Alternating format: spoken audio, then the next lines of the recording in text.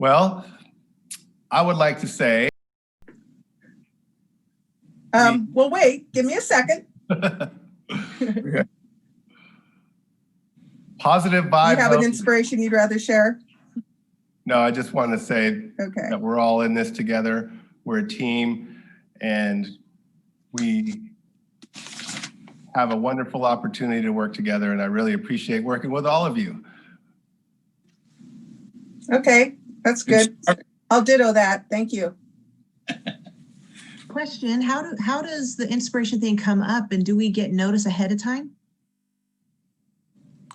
Get noticed on the agenda. Yeah, and there's also a schedule. If you look in your meeting book, there's a schedule. Oh, okay, got it.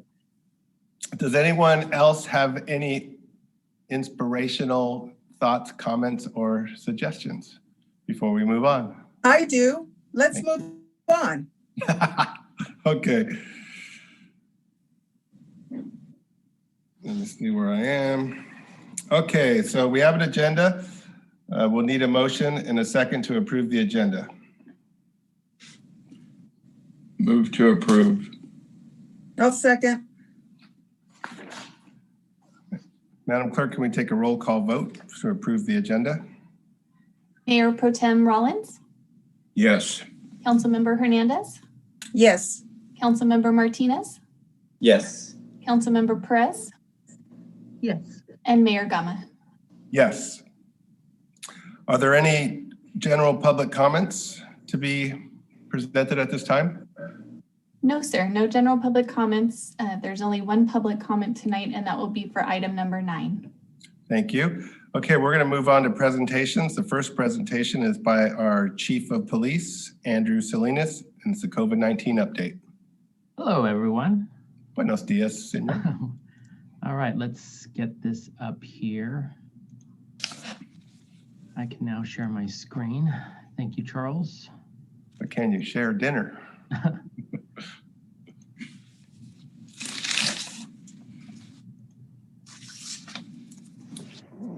Okay, can everyone see that? All right, so I'm going to get right to the numbers, and then I'll go on to a few other issues. The numbers really kind of paint the picture as to how we're doing, not only as a city, but as a county. And so I went back to December 7th when we thought things were surging and were manageable.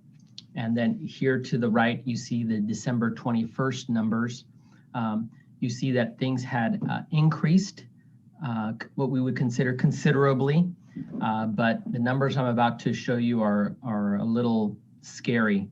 And so as we move here to December 21st, the column on our left, and now you see January 29th, you look at the positive cases and they've essentially doubled in 30 days. You need to remember too, is we started in March to December. So it took us about 9 months to get to 29,000 positive cases. And it only took us the last 30 days to double that. Same with the deaths. They've doubled over the last 30 days from 210 to 436. Our ICU bed capacity actually dropped to 0% and just recently notched up to 2.2%. But pretty much for the last 30 days, it's been at 0%. And the number of Hueneme cases has essentially doubled as well in the last 30 days, from 846 total cases on December 21st, all the way to 1,715. And then as you can see here, we've been very fortunate in the last 30 days. We've only had 2 deaths in Hueneme, but we currently have 551 active cases in Port Hueneme. But as you can see by the percentage in the share, we're still only at 3%. We were at 2.9, actually all the way up until this past week, where we notched up to 3% of the total population, actually total cases. And again, we account for about 2.8% of the total population in Ventura County.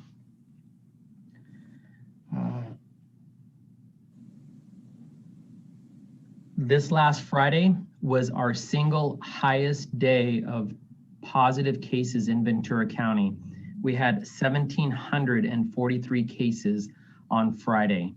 So not counting the weekend results, which come out on Monday, this past Friday was the single highest day thus far.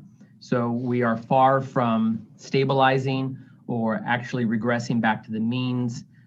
We still have to be extremely alert and cautious. All right, so, oops, I went backwards, I apologize. So when we look here at this chart that was sent out by the county today, the city of Port Hueneme, as you see there on the right, has had 8 deaths, and you can see where the other cities compare. This is beginning since this past March, and it kind of gives you a picture of where we're at as compared to everyone else. And then if you look at the chart where it says death by age groups, as you notice, a majority of the deaths have been for adults ages 65 or greater, which that accounts for 352 of 436 total deaths in Ventura County. Some people often ask, where are all these outbreaks occurring?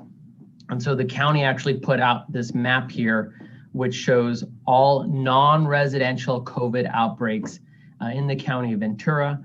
I took a snapshot here of Port Hueneme, and as you can see, there are no marks in our city. I was actually reviewing the entire county, and I was only able to locate one location, and that was a hotel in the city of Westlake that currently has an outbreak. I'm thinking the reason why we have such limited outbreaks in terms of at these business locations is because they practice a number of the COVID guidelines, such as wearing face masks and so forth, and because our restaurants and food service industry is so limited right now. So it would be safe to say a majority of our numbers are coming from residential settings and large gatherings. So our numbers are going to be skewed here at the end of this week, even though they're on a growing trend, and that's because all of the testing sites today were closed due to the wind conditions. I foresee them being closed tomorrow as well. And so that's going to impact our numbers. And we're probably not going to see high numbers over the next couple of days.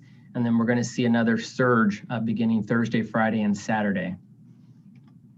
And if anyone is interested, the County of Ventura is having another COVID press conference on Thursday, January 21st at 1 o'clock, which I'm sure they'll answer quite a few questions, especially one they'll answer today about the vaccine supply and vaccination plan. So the vaccination plan, right now we're in phase 1, tier 3.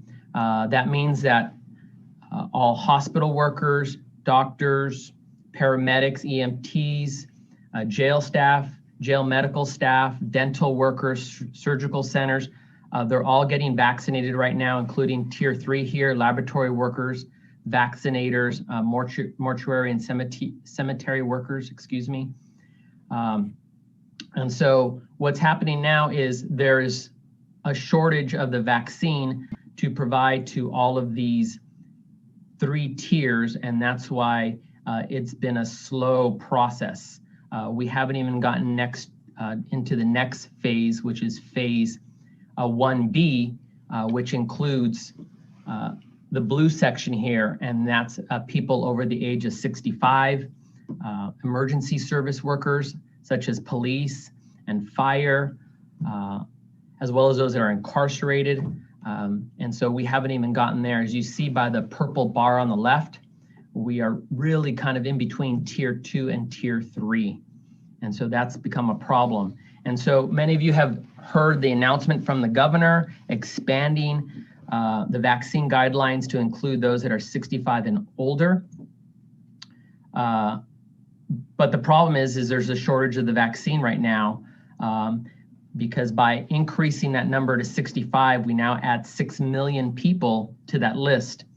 And the county has the personnel to distribute the vaccination, but right now there's an extreme short supply for those sites. And so we have the infrastructure ready to go. The county's very well organized to distribute the vaccine. but we just don't have enough of it. As of January 19th, the county has distributed over 30,000 first doses in vaccines, and they have received 33,000 vaccinations. So that's a 93% administration rate. And so we can only go as fast as the state will give us the vaccine. Many of you ask, well, why isn't there 100% administration rate as opposed to the 93%? And that's because the doses come in 10 packs. And so they're not able to, and they have a very limited shelf life.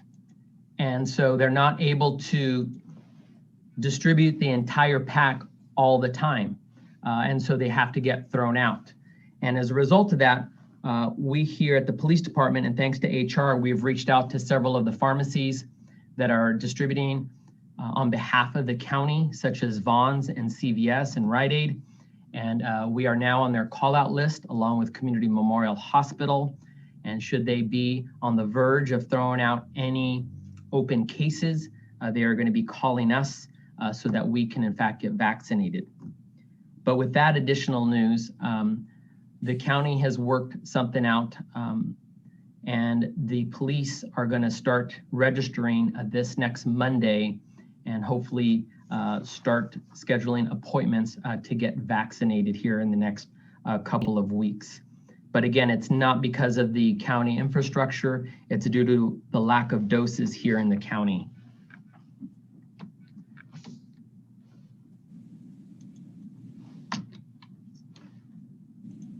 All right, I think we lost Mr. Martinez. I'll wait for him to come back into the room.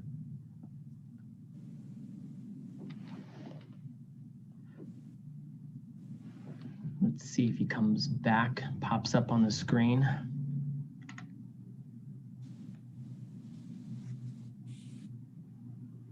Chief, has any public health official been able to come up with a reason why this surge is going on? Because one of the questions I have in my mind is like, we've had these rules, and from what I can tell, most people are abiding by them, and it's not working. Our cases are going up. And have they pinpointed, I know in-home gatherings might be the #1 culprit. Yeah, you can look at the series of holidays that we've had in a row, starting with Halloween, Thanksgiving, Christmas, and New Year's. I made mention during my December 21st presentation that we needed to be very careful with the upcoming holidays because we were going to be seeing a surge on top of a surge if we didn't prevent these large gatherings. And it appears that people didn't heed the warnings. Also, people are, because of the time of the season, there's limited sunlight out, so more people are indoors later at night. It's colder. So those are some of the things that I can point to as to why we've seen our numbers go up over the last 30 days. Chief Salinas? Yes, sir. I think I read in one of your statistics that Thousand Oaks deaths have been like maybe 9 or 8 or 9, but Thousand Oaks has maybe 100,000 people versus we have 20,000 and we have about 8 or 9, and we're kind of following what our percentages are population wise. Have they had any indication why, I guess, Thousand Oaks is doing really, really good, relatively speaking? So Thousand Oaks, Moore Park, and there's one other city, I believe it's Camarillo, are all doing very well as compared to their county population. The city of Oxnard and city of Santa Paula are struggling right now based on their county population percentages. But I cannot explain why Thousand Oaks, as you mentioned, might be doing better than the other locations, especially as it relates to deaths. And as a follow-up, I'm sorry, let me just, and then as a follow-up. Okay, go ahead. Anyway, as a follow-up, I had just heard word that well, you had just mentioned our problem is lack of vaccine doses, but I had heard as a way to facilitate getting it out to the senior population in Camarillo, now they're in negotiations with Leisure Village to provide that as a site to administer the COVID vaccine. And the question I got from one of the constituents is, well, if they're doing it there, might we not be thinking about doing it at Hueneme Bay? So I don't know if you've heard any of that conversation in your meetings, but came out recently. So there are plans to have mobile vaccination sites. Leisure Village plans on being one of them. That's still in the planning stages. That's not occurring now because we don't have the vaccinations for it. But they don't want the senior population to now leave their homes, especially in areas of high concentration. So the plan here is for us to be put on those same mobile distribution lists, which will include Hueneme Bay, Mar Vista, and Pacifica here in the city of Port Hueneme. Thanks. I can add more info to that. I was speaking with Matt with Kelly Long's office, and they said that in addition to the mobile teams, which they're expecting to come out with phase 1B, they're also going to be setting up a hotline, and there's a task force that's going to be dedicated to that age group, that vulnerable population, to be going out and assisting. Perfect. Hey, welcome back, Councilmember Martinez. Thought we lost you there for a second. Mayor Gama, I have a question for Chief Salinas. Go ahead. And this has to do with Councilman Rollins' question about Thousand Oaks. On your slide, if we could go back to that, I noticed that they broke up Thousand Oaks in several ways. So perhaps that's misleading in terms of the numbers of deaths and cases. You do have Thousand Oaks. If you go back to that slide, it'll show how they've broken up Thousand Oaks. They have like 4 categories, 4 areas. And yeah, Thousand Oaks is broken up into 4 different areas, which include Newberry Park, Westlake, Lake Sherwood, and I believe there's the unincorporated area of Thousand Oaks as well. Yeah. So they have more than 9. Yes, that's a good point, is if you add up the entire city of Thousand Oaks, because they divide it more or less by zip codes, it looks like Thousand Oaks has 28, 37, 40 deaths. Yeah, so that's not too good. Okay, thank you. So we ended here on this slide. This was the update I gave to council on December 21st about some of the things that we had done or we're preparing to do. And so that has actually changed, and I wanted to provide a further update to what happened there. So I had mentioned that the county was asking to be removed from the state of California, Southern California region, because their numbers were so good.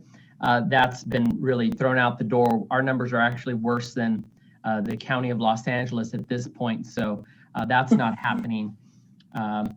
The pier will continue to remain open, although we've closed it for the next couple of days due to the weather conditions.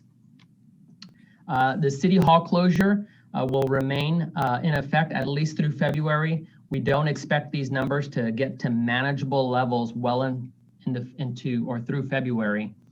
And the same holds true with street sweeping. I don't foresee our region improving or getting to an area of comfort past February. Our senior citizen exercise program will still remain in effect. Oops. And so with that, I can entertain any questions anyone else might have. Thank you, Chief Salinas. I just want to point out that I just got an alert from the County of Ventura that anybody 75 years and older can register to be vaccinated in Ventura County. So that is correct. You can register, and then they'll start scheduling appointments for those. They're considering the 75 or older in that first phase, and the same will apply for the 65 and older once we get enough vaccinations. I have one question, and then I'll recognize Councilmember Perez. Is there a distinction between the Moderna vaccination and Pfizer? I think the Pfizer is a two-step one. And so where are the Moderna, if that's correct? So, because one of them is one injection and the other is two. So They are both 2 injections. oh, they're both are two. One is about 21 days. I believe that's the Pfizer, and the Moderna is 28 days. I think City Manager Britt Connors can actually confirm that, but I believe that's the case. I did receive the Moderna vaccination. I do have to report back in 28 days. My daughter received the Pfizer, and she has to report back in 21 days. So I validate your response. Thanks, Chief. Perfect, nailed it then. Councilmember Perez.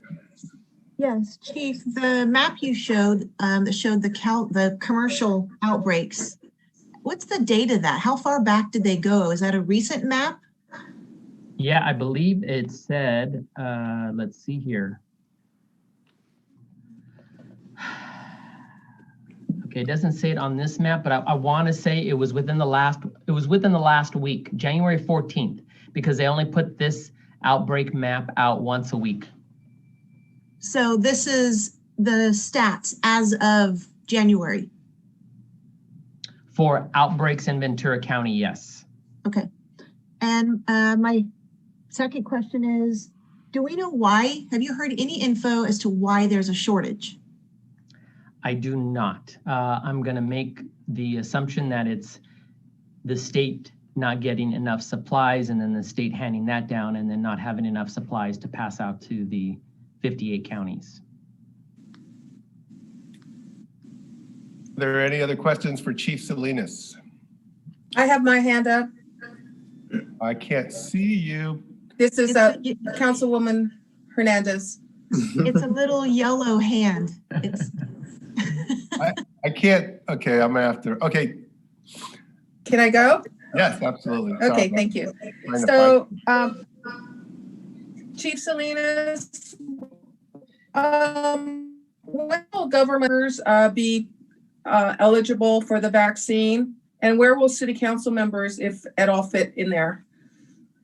So if I go to I believe they're going to fall under government ops under phase 1C. Okay. So if I had to guesstimate, that's probably going to be the end of February, beginning of March. Great, thank you. Excuse me, City Manager, we do have some employees, especially in some of our critical infrastructure, that will fall in the 1B, and we already identified them and surveyed which one of those would opt out. So we're working 1B tier for mainly our solid waste water agency folks. Oh, that's a good idea. Yeah, okay. So earlier, I was under the impression that food farm workers and food service workers would be in a higher tier. And I'm sorry, I can't read the writing on this screen, but where are farm laborers and food workers? Food and agriculture at phase 1B, that's in the blue section there. Okay. And they're in tier 1. So they'll be the first tier of phase 1B. Oh, okay. It says food and agriculture. That's nice. Good. Any other questions for Chief? I have a question. So how does one sign up for those vaccines? I'm thinking about the elderly, like if it's done through online, what if they don't have a phone, or what if they don't have, access to a computer? I'm just curious. Okay, so yeah, a majority of the registrations are online. I'm almost certain that there's also a phone number people can call. And for those that are in that predicament, that's why the mobile vaccination plan will play an integral part in terms of this distribution, such as areas such as Hueneme Bay. And then if someone doesn't have internet or doesn't have a phone, we will do what we can to help them or assist them in making the appropriate appointments. So they would have to contact us though, right? Yes, if they need assistance. But I haven't been through the registration. I have to believe that it's pretty user friendly. Okay. Thank you, Chief Salinas. I appreciate that. Any other questions for Chief? Last call for questions for Chief. Okay, thank you very much for that detailed presentation. It's very nice. Now we're going to move on to capital improvement project update by our city manager, Mr. Brad Connors.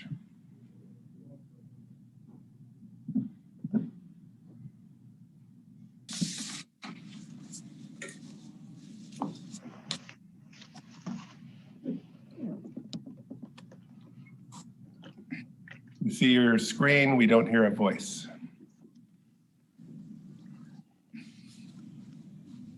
All right, I am ready to go, sir. Thank you, Mayor and City Council. This brief is a continuance of an update that I provided at the end of October. I'll go into a little bit more depth for the newer council members because our capital program may be a little bit different than some are used to. Next slide, please. What I'll go through is really the approved projects. Originally, there were 98 projects that were approved, somewhere in the vicinity of $12 million. There was 2 phases of approvals, but they all occurred end of summer, early fall of 2019. In COVID environment, but also there are some other challenges that we had faced and we continue to face as we execute this program. I'll show you the summary of where we are and what we plan on executing throughout our 2-year budget. I'll also throw in the Community Benefit Fund because 5 of those projects were pulled from our capital program. And then I'll also look at the budget considerations as we move into the next fiscal year in the new budget cycle.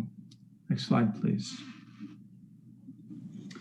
So this is a quick summary. I wanted to point out that we broke our projects into a series of vital, needed, and wanted. Vital 1 means that if the project is not executed on time, there is the potential for severe risk to either utility services, public safety, infrastructure, emergency response, or critical communications.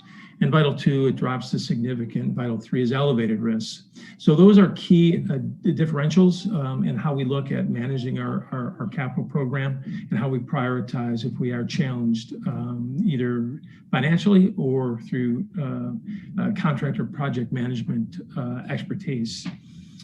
We divided those up by predominantly department, and you can see that I originally said 98, but you see 100 and you see 30 on the left project allocation.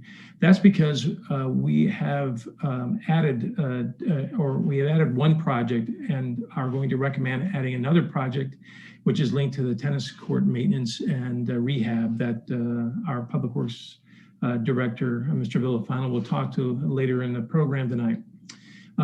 When you add in all of those updates, what you will get is those 2 projects that I just described will cost $315,000, but we've also reprogrammed 4 projects that we've identified as our projects associated with predominantly parking lots and parks, slurry and seal, that we can delay to the FY22-23 budget year, and that would give us a savings of $424,000, which would pay for those 2 projects.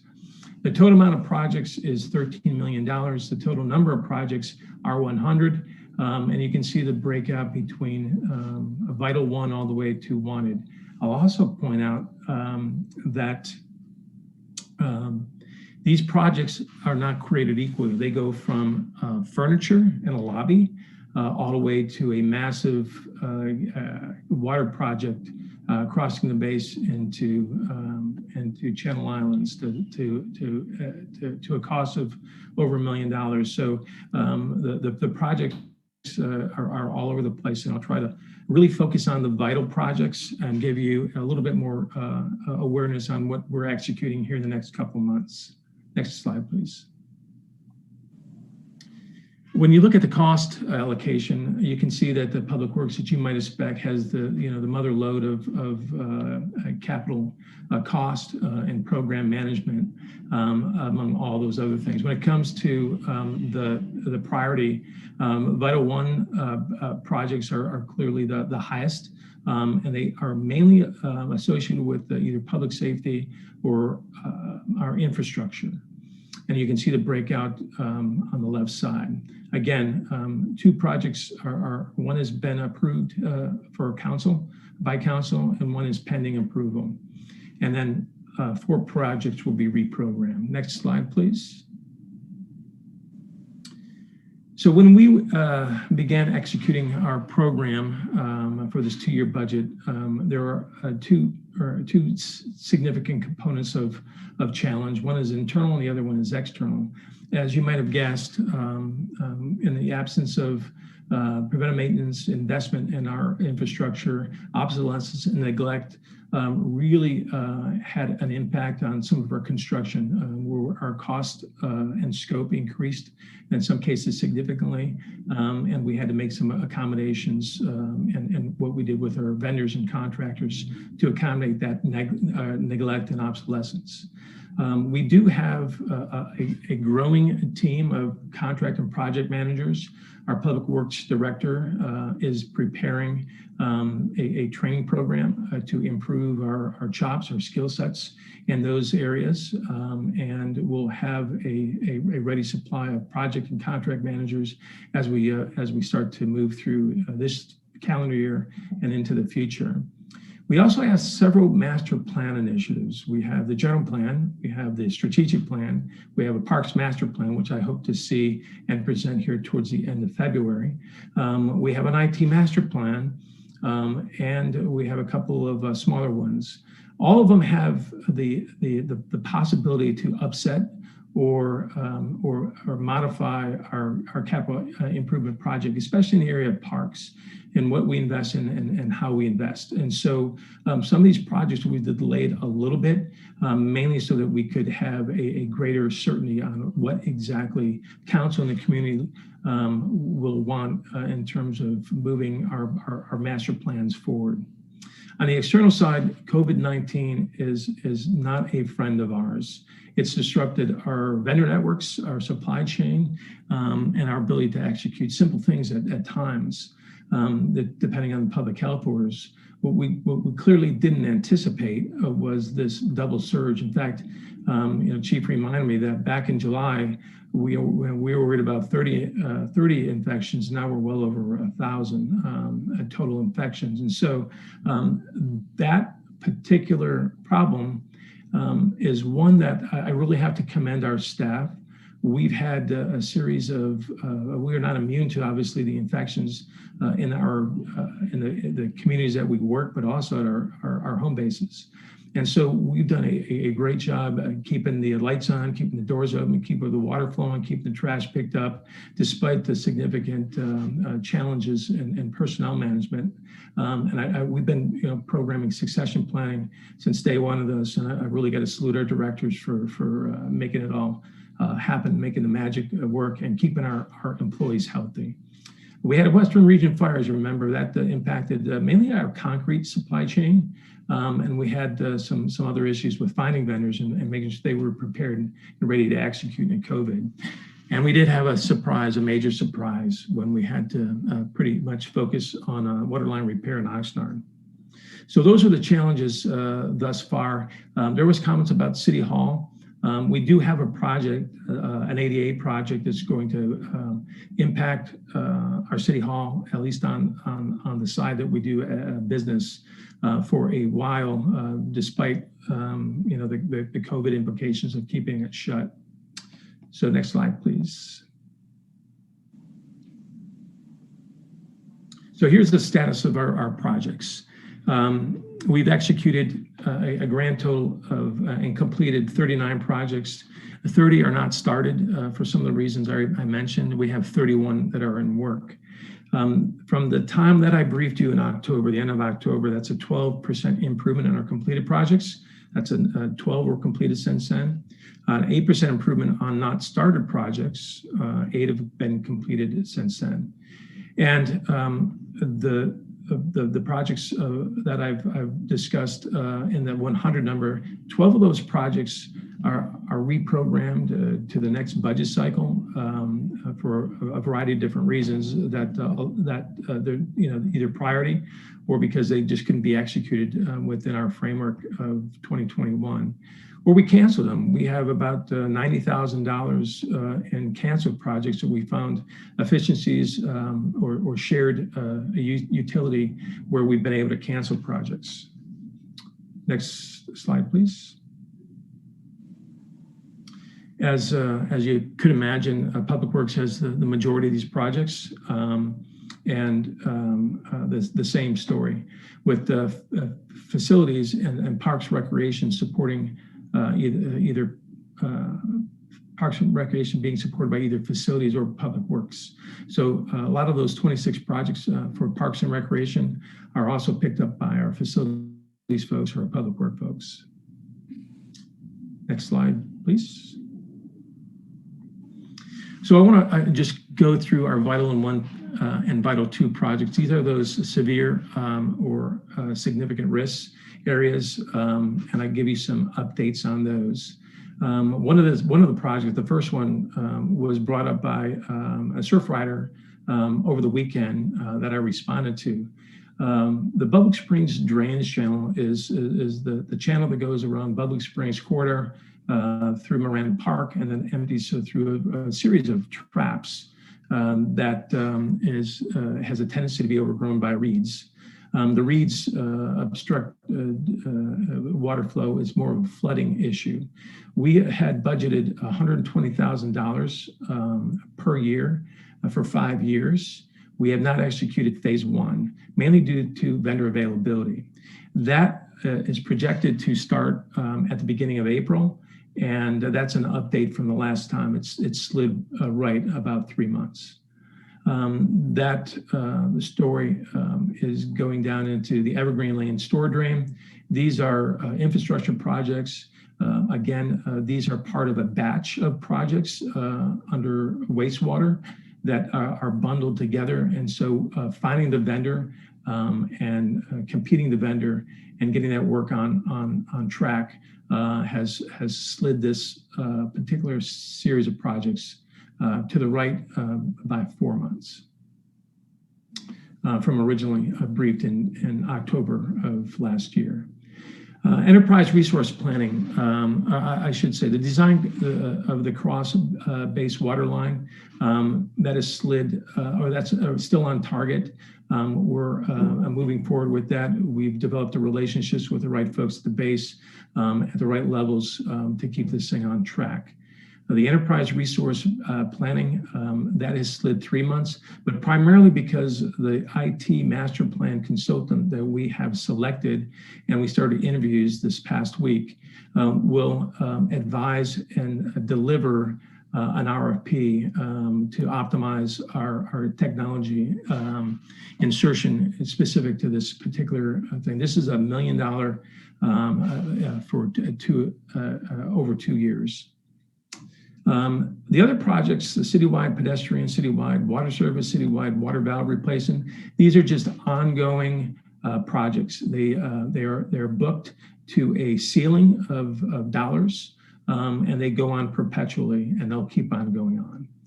In the Vital 2 categories, we've had 3 updates, all slides to the right.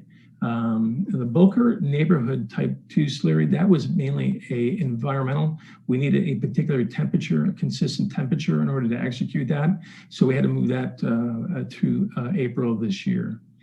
And then the other ones going back all the way down to the one new project, and that is the Winey Bay Alley Grind and Overlay. That was new and approved at the last council meeting, and we started executing that project this week. Next slide.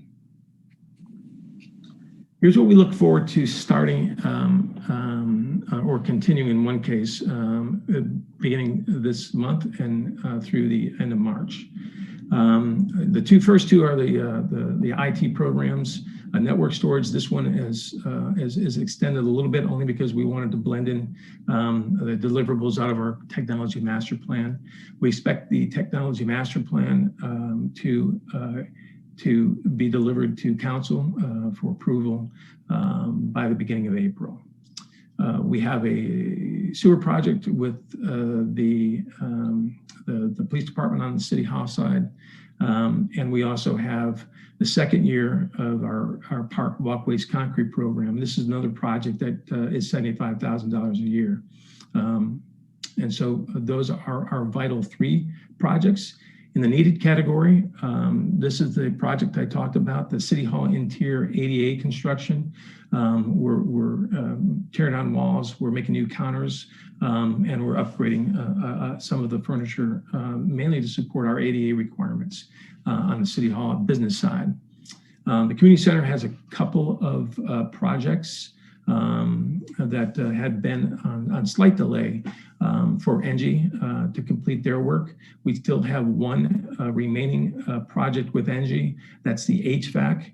On the library side, we have to have a modification to the configuration on the library in order to fully complete the Engie projects.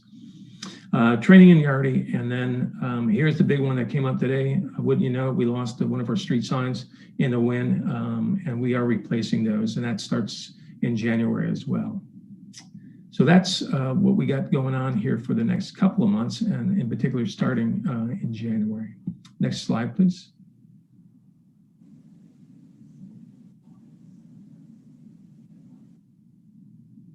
I talked about transfers to our community benefit program, and I also talked about reprograms. And this is where I quickly summarize those. The only new updates I have are the ones that we've reprogrammed so that we could potentially execute a tennis rehabilitation program to begin very soon. And I'll let Mr. Villanova go into the details with you.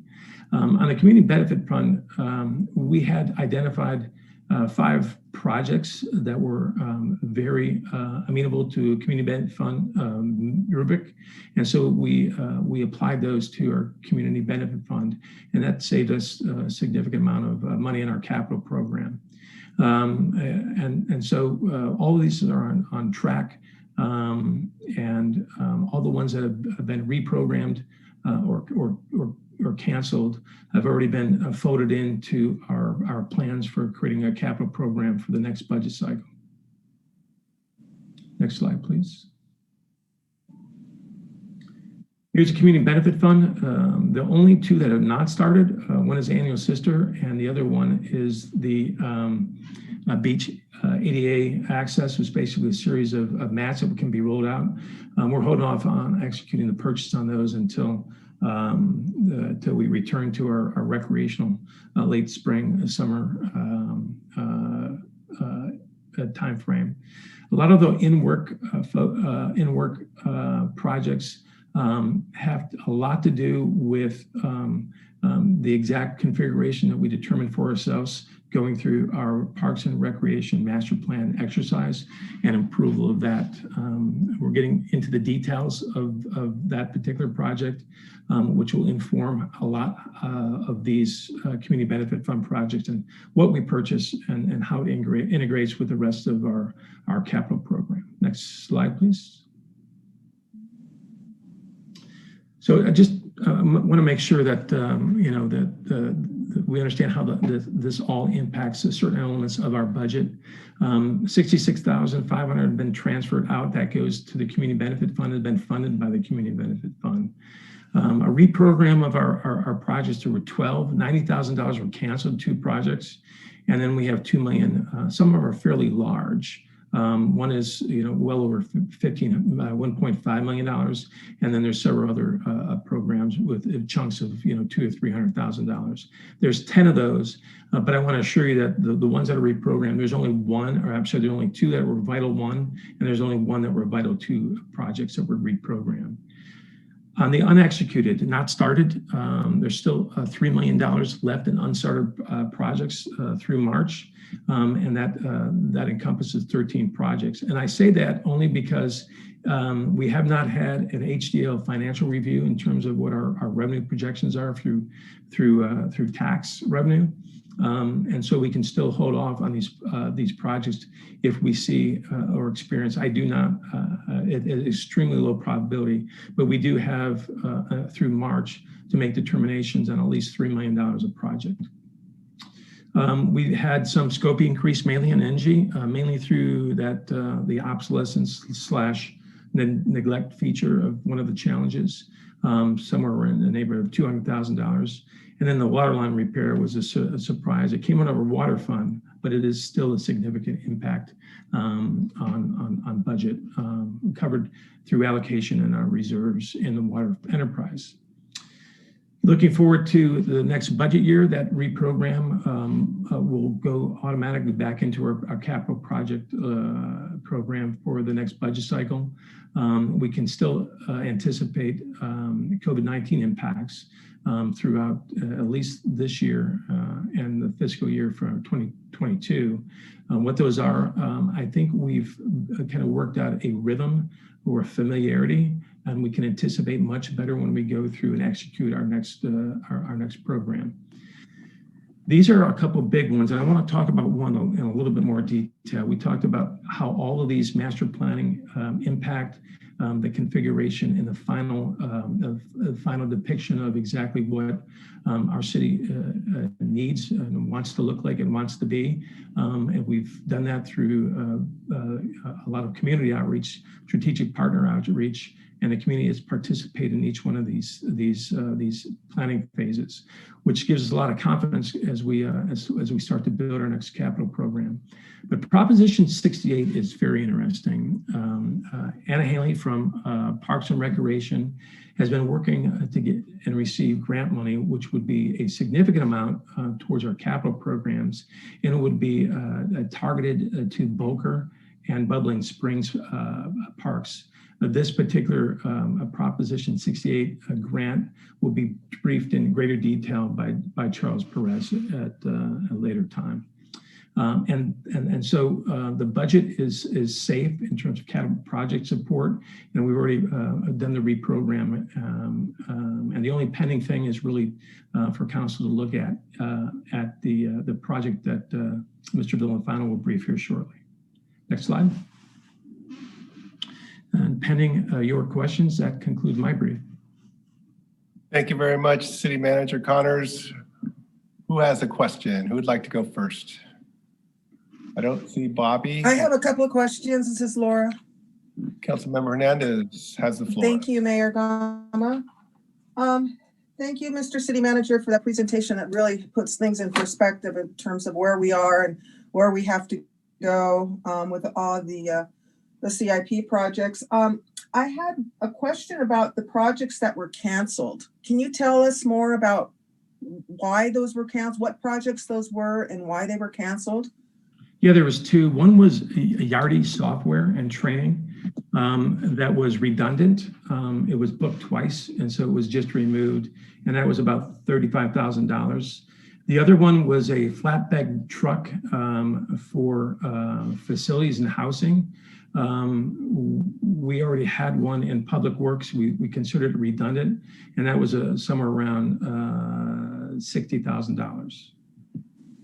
So facilities and Public Works share a flatbed stake truck that just based on demand, it's fairly easy to accommodate a sharing agreement between those two departments. Okay. And then I just had one more question regarding the COVID-19 costs. When do you think we'll be able to quantify our costs for COVID-19 for 2020? Do you have any plans to create a period of time that you can capture all our costs before we move into 2021? The costs are really associated, I think, with public safety, and that's where we've been accommodating our overtime hours, mainly for emergency management. And all the things that we acquired or purchased are not part of our capital program. Those are part of a different funding mechanism to support disinfecting and all those kind of things, different budget area. In terms of COVID, for capital projects, most of our challenges in terms of in terms of any challenge is really on delays, fits and starts, those type of things. Maybe a higher for material. I don't think I'll be able to make a true assessment or analysis of what those material cost differences would be. I don't think the labor cost for vendors, since we have to book at a prevailing wage, is going to be that much of a difference. So if any cost on capital projects, I would say would be in the materials area. I'm sorry, would be what? In the materials area. Construction material. Okay. I was just wondering, because part of the capital budget, what would warrant those kinds of costs that they would be in the capital budget. So, but you're saying it's not necessarily a cost that we're talking about here. They're just implications caused by COVID-19? Well, when we book a project, construction project, we anticipate labor and that we do cost estimates based on that. And then for material, and we do cost estimates for that too. In a COVID environment where supply chains are challenged and there are some higher demand components, those are market based. There's no long lead time. Most of the vendors purchase 2 to 3 weeks in advance of their project. And so there's no economies of early material purchase in normal construction for our city projects. So what we will be able to do when we close all these projects is we'll get a reconciliation of what our cost estimates and our actual costs. We're doing that for each project as we go. And at each one that we close out, we'll have this is what we estimated and this is what it cost. And I'll be able to present that. Okay, thank you. Any other questions for City Manager Connors? Mayor Pro Tem Rollins. I guess for the education of all, what dollar amount makes a capital improvement project? What is the threshold where it becomes from operating to a capital improvement project? Well, there is I think the cheapest one on our list, and I could be wrong. I'm just going off of memory, is a pressure washer for high power pressure washer for graffiti at $7,500. Okay, so what generally will determine when they bunch up to a capital improvement project versus just put into the normal operating budget? This is, well, I mean, it could be defined. I'm not sure exactly what the definition was used in the last budget build. I do have Mr. McDonald, I do have Mr. Villafana, and they could probably address it because I wasn't here. But there are a lot of things in this capital program, from fleet vehicles to pressure washers to furniture to remodels. So it's all over the place.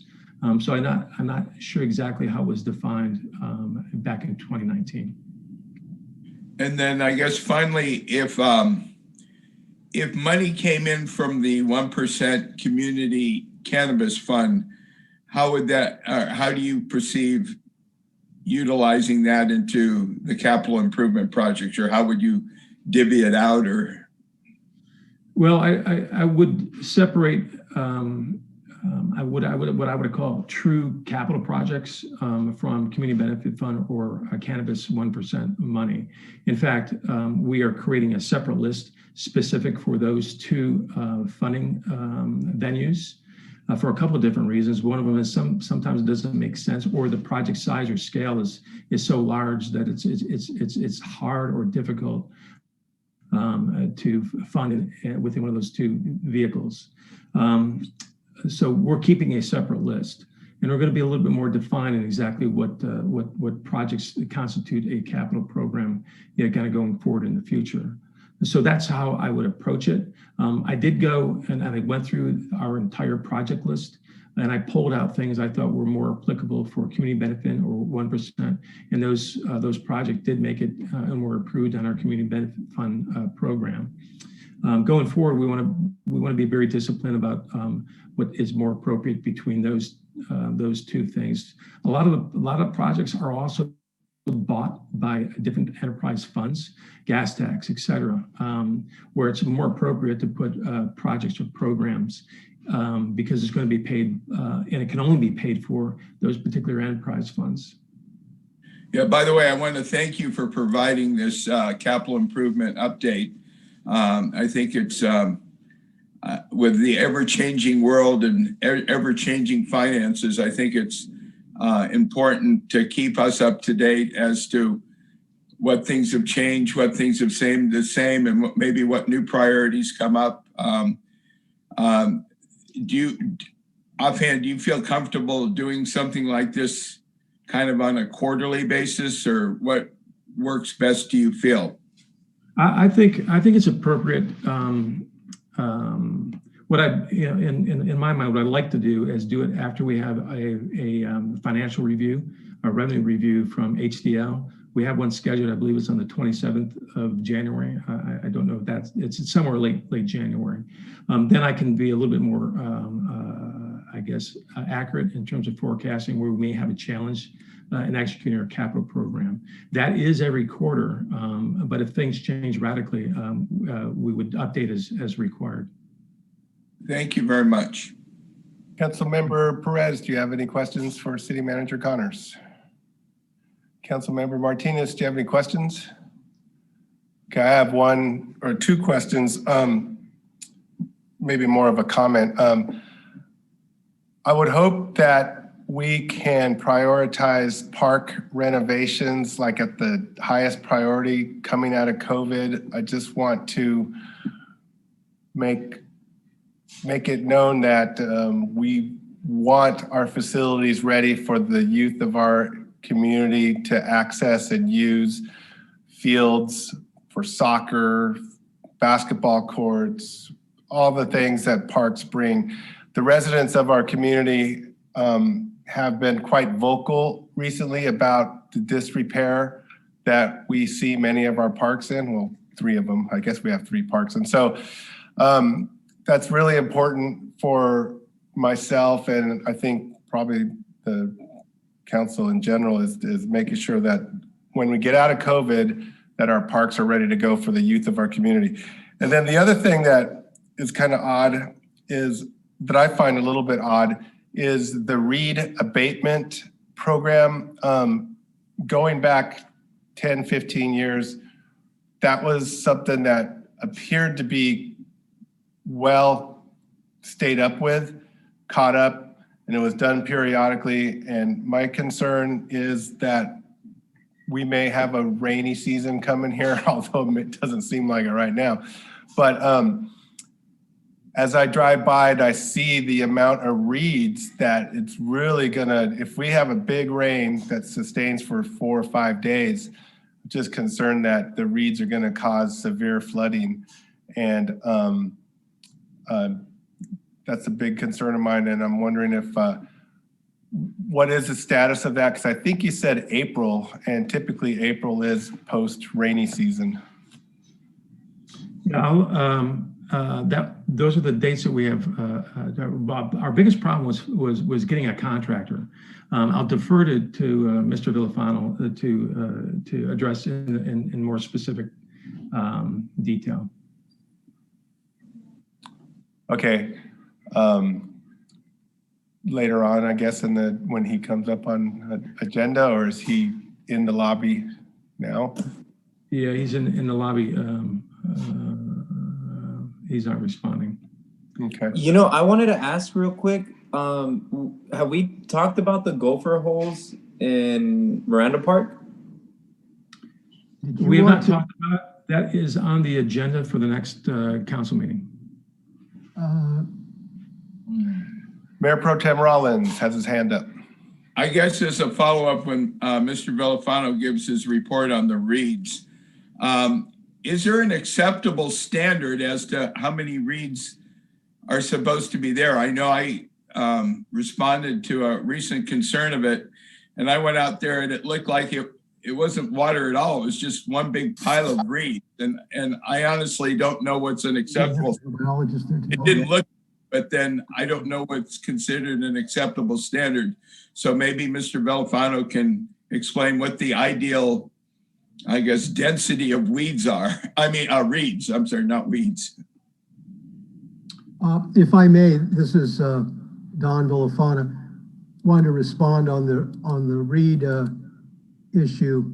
We went out to proposal for contractors. We sent out multiple requests for proposals. We only got one back. We're planning to go to council in February for award of that contract. And we will have to have a biologist there during the cleaning. We were advised, last year I did some emergency clearing, but we could only cut down to the water line, and we used the probation crews for that. I was directed by our environmental consultant and also Fish and Game not to do that, but to wait until we had our contractor on board where we could remove them, actually remove the roots. But we have to have a biologist there. We will be following up to the council with award of a contract in February for reed removal. If there's a high probability of rain, we can do an emergency removal down to the water line as we've done before, just at the choke points. And that's what we're prepared to do if we see a forecast of heavy rain. From an environmental standpoint, like when I was responding to a concern at Bubbling Springs Park, and it honestly, the weeds were so heavy, and I don't know if there was any water, but I don't know what animal or fish could survive in the water there. It didn't look like there was any water. Perhaps you can kind of educate us a little bit about that. Excuse me, Mayor Pro Tem. This is Kevin Spaulding. This item is not agendized. Reeds and environmental concerns are not part of capital improvements, and so I think this matter should be moved on. It was mentioned in the presentation that City Manager Connors made as a project. City Manager Connors, are the reeds and the stormwater runoff and potential flooding part of the capital improvements projects? The reed abatement is a capital improvement project. Okay, I stand corrected. I'm sorry. Yeah, I was going to say, so then why are the reeds being abated then, I guess, if I was to follow the agenda? We'll be coming back to council in February to award the contract. But rest assured, if there's a forecast for heavy rains for multiple days, we will clear the choke points, primarily places like Joyce and at Hueneme Road, right where it crosses under the road. That's what we've done before to avoid flooding. We're prepared to do that again, but we were advised to hold off on that until we got the contractor on board. So that's where we stand. Are the Bubbling Springs reeds part of this project or not? Yes. Okay, thanks. Any other questions for City Manager Connors? Hearing none, thank you very much for the report. We are now going to move on to the consent calendar. I'm going to read the items on the consent calendar. Item number 3, approved minutes of the City Council for the regular meeting of December 21st, 2020. The recommendation is to approve the minutes. Receive and file the finance cash disbursements December 15th, 2020 through January 11th, 2021. The recommendation is to receive and file the disbursements. Item number 5, second reading by title only, waiving the full reading and adoption of ordinance approving development agreement number PHDA-884, Channel Bay LLC dispensary located at 2675 North Ventura Road, Suites 101 through 105. And then item number 6 on the consent agenda is adopt a resolution authorizing application for and receipt of local early action planning grant LEAP program funds. The recommendation is to adopt a resolution of the City Council of the City of Port Hueneme of California, authorizing an application for and receipt of local early action planning grant LEAP program funds. And that's I it. move approval of the consent agenda. Thank you. May I have a second? I'll second. Councilmember Perez provided the second. City Clerk, may we have a roll call vote, please? Councilmember Hernandez, Yes. Councilmember Perez, Yes. Councilmember Martinez, Yes. Mayor Pro Tem Rollins, Yes. and Mayor Gama. Yes. Motion passes unanimously. Thank you. We are now moving on to item number 7, public hearing and first reading of consideration of adoption of an ordinance adding Article 6, Chapter 3, Floodplain Management, and repealing Article X, Chapter 4, Part K, Flood Hazard Overlay Zone of the Port Hueneme Municipal Code. The hearing is now open at 7:39 p.m. Do any members of the council have any conflicts to disclose? Hearing none. Madam Clerk, do you have proof of publication as required by law? Yes, sir. Do we have a complete file of reports and exhibits? Yes, we do. Will staff please present the report? I'll be presenting for Don Villafana. My name is Charles Cable, and I'm the principal engineer with the City Public Works Department. So I'll be presenting the hearing and a brief presentation on what this ordinance entails, what has changed since the last time the ordinance was adopted, and reasons for its implementation. Would you share the screen, please? Or provide control, Charles? You should have it. Okay.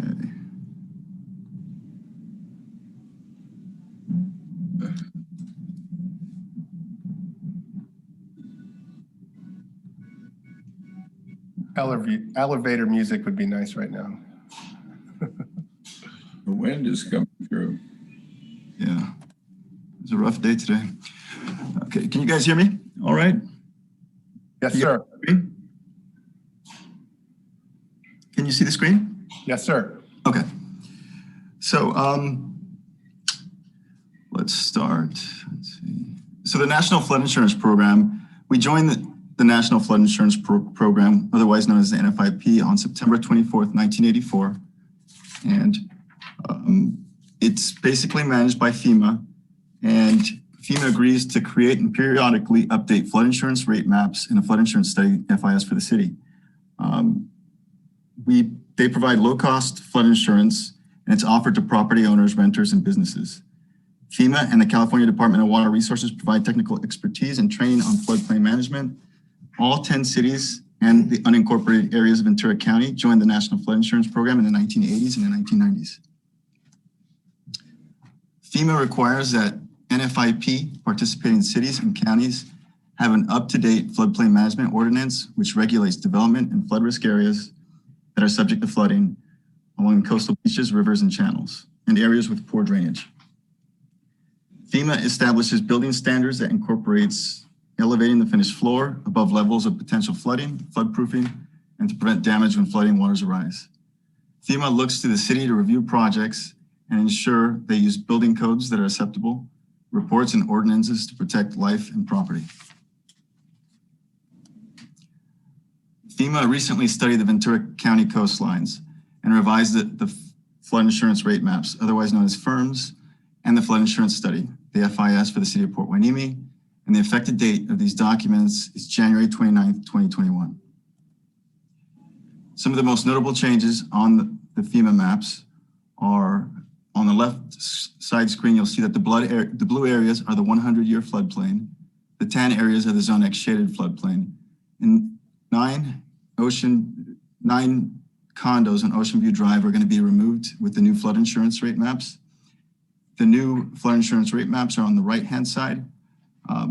The city public restroom will enter into the floodplain, the 100-year floodplain VE zone. The laboratory at the end by the lighthouse is going to enter into the new zone VE. The old map is on the left, showing it's outside the floodplain, and on the right is showing it's going to be now inside the floodplain. So this is generally good news. Currently, there are 60 active flood insurance policies within the city. The average cost for these is about $586. Effective January 29, 2021, there's going to be no residential properties in the special flood hazard area, and flood insurance will be optional. Flood insurance is generally mandated if you have a federally backed mortgage or loan. So with the ordinance, FEMA requires that the city update its floodplain management ordinance, and that's what we're proposing here today. The California Department of Water Resources have reviewed the city's proposed floodplain management ordinance, and the ordinance meets all the FEMA and NFIP requirements. The outdated floodplain management ordinance will be deleted from Port Hueneme Municipal Code Article X, Chapter 4, Part K, and the proposed floodplain management ordinance will be placed in Article 6, Chapter 3, under floodplain management. And that concludes my presentation. Do we have any questions? Thank you, Charles. Does the council have any questions of staff at this time? I have a comment. Sure. Councilmember Hernandez. Thank you, Mayor Gama. I can't see the screen anymore. Hold on. 2 seconds. I have a dark screen. Mr. Cable, thank you so much for that presentation. This is a very good program. It's been in existence for many, many years. And I've worked on it myself while I was with the County of Ventura. And it really does a service for our community in lowering insurance rates. But to see now that we are falling outside the floodplain, that's also good news. I'm not so sure, though, that we would not encourage people to look at their insurance policies, because there are different definitions of what constitutes a flood. And in this case, for the flood insurance program, is it storm only, or are there other causes of flooding that are recognized under this program? I can't recall. There is coastal run-up studies and coastal flooding that could occur. Okay. We're not discouraging that people don't get flood insurance. It'll just be cheaper now that they're not in those zones provided by FEMA, the rates. Okay. Okay. Thank you again. Very good work. Mayor Pro Tem Rollins, your hand is up. Just an informational question. Mr. Cable, when they have these basins in different parts of the community that are, like they were telling me, they're in case of a tsunami, where they're basically, you know, big basins where I guess water can flow in. Is somehow that tied in with this project or not? I don't think that's relevant here. We're above the flooding zone for tsunamis. We do have signs that'll show that where there's an evacuation route and tsunami signs, but that's not relevant to the floodplain management ordinance. That would be something more catastrophic, like a tsunami caused by an earthquake or a shift in the ocean. That's not regulated through the floodplain management ordinance. Okay. Councilmember Hernandez.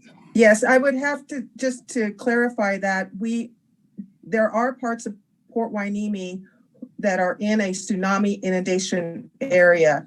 But from what I understand from Mr. Gable is that these are not considered flood zone areas. These are tsunami inundation areas, which would definitely fall under a different disaster category. Yeah, that's correct. And that's under a different category. Councilmember Perez, do you have a question? Councilmember Martinez, any questions? So we were just talking about Bubbling Springs and the Reeds, and let's just say big rainstorm shows up tomorrow and rains for 3 straight days, and those choke points flood over. Is that a qualifying event for the flood insurance? So those areas aren't mapped by FEMA. Those areas could be mapped by FEMA if they're reported. Like there's areas in 91 acres that has shallow flooding. That's in Oxnard. And those get reported to FEMA and then they start to map it. But if it's not mapped by FEMA, then it doesn't fall in those flood zones. So if someone was to report it and they had flood insurance, then FEMA would start to look at that. FEMA generally looks at the coastal zone or large rivers like the Santa Clara River, and then they map their flood zones based on that.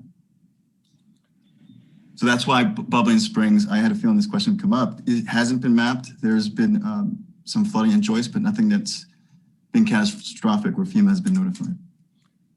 So if I understand what you're saying, you have to get flooded first before you could be added to the map? Yeah, we spoke with a FEMA representative and they said nobody's reported any flooding to residential property, at least to their knowledge. Yeah. FEMA looks for a history of incidents and events in order to determine it a qualifying event. It's based on historical data, yeah. Thank you. Mayor Pro Tem Rollins. So if I got flood insurance and then one of these basins caused a flood, because they haven't been mapped yet, would the insurance that they're offering be eligible to make repairs? In other words, they haven't mapped it, but then there's a flood and maybe it wasn't mapped, but maybe it started from those areas. With the flood insurance that I guess is FEMA provides or subsidizes, would that pay for that? Yes, it's like any insurance, like if there's a fire, if you get flooded, your flood insurance will cover. It's just not mapped by FEMA on their maps, according to the maps we have. But if it was mapped, then those rates would probably go up. That's correct.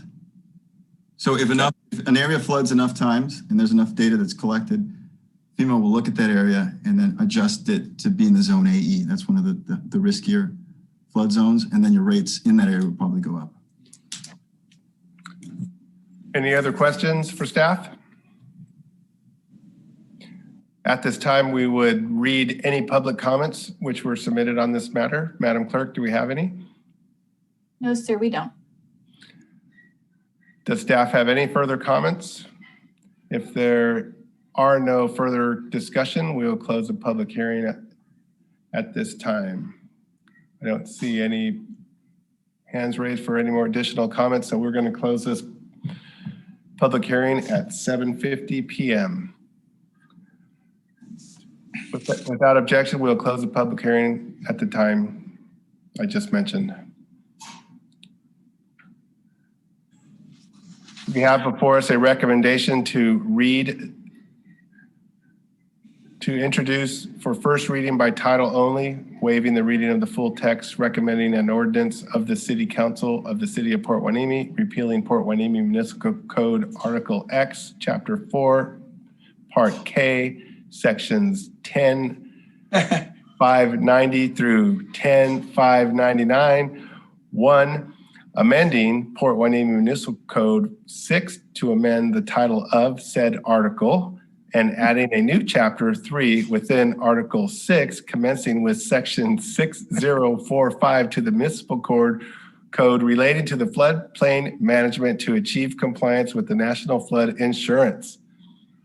Could you repeat that? I know you're joking.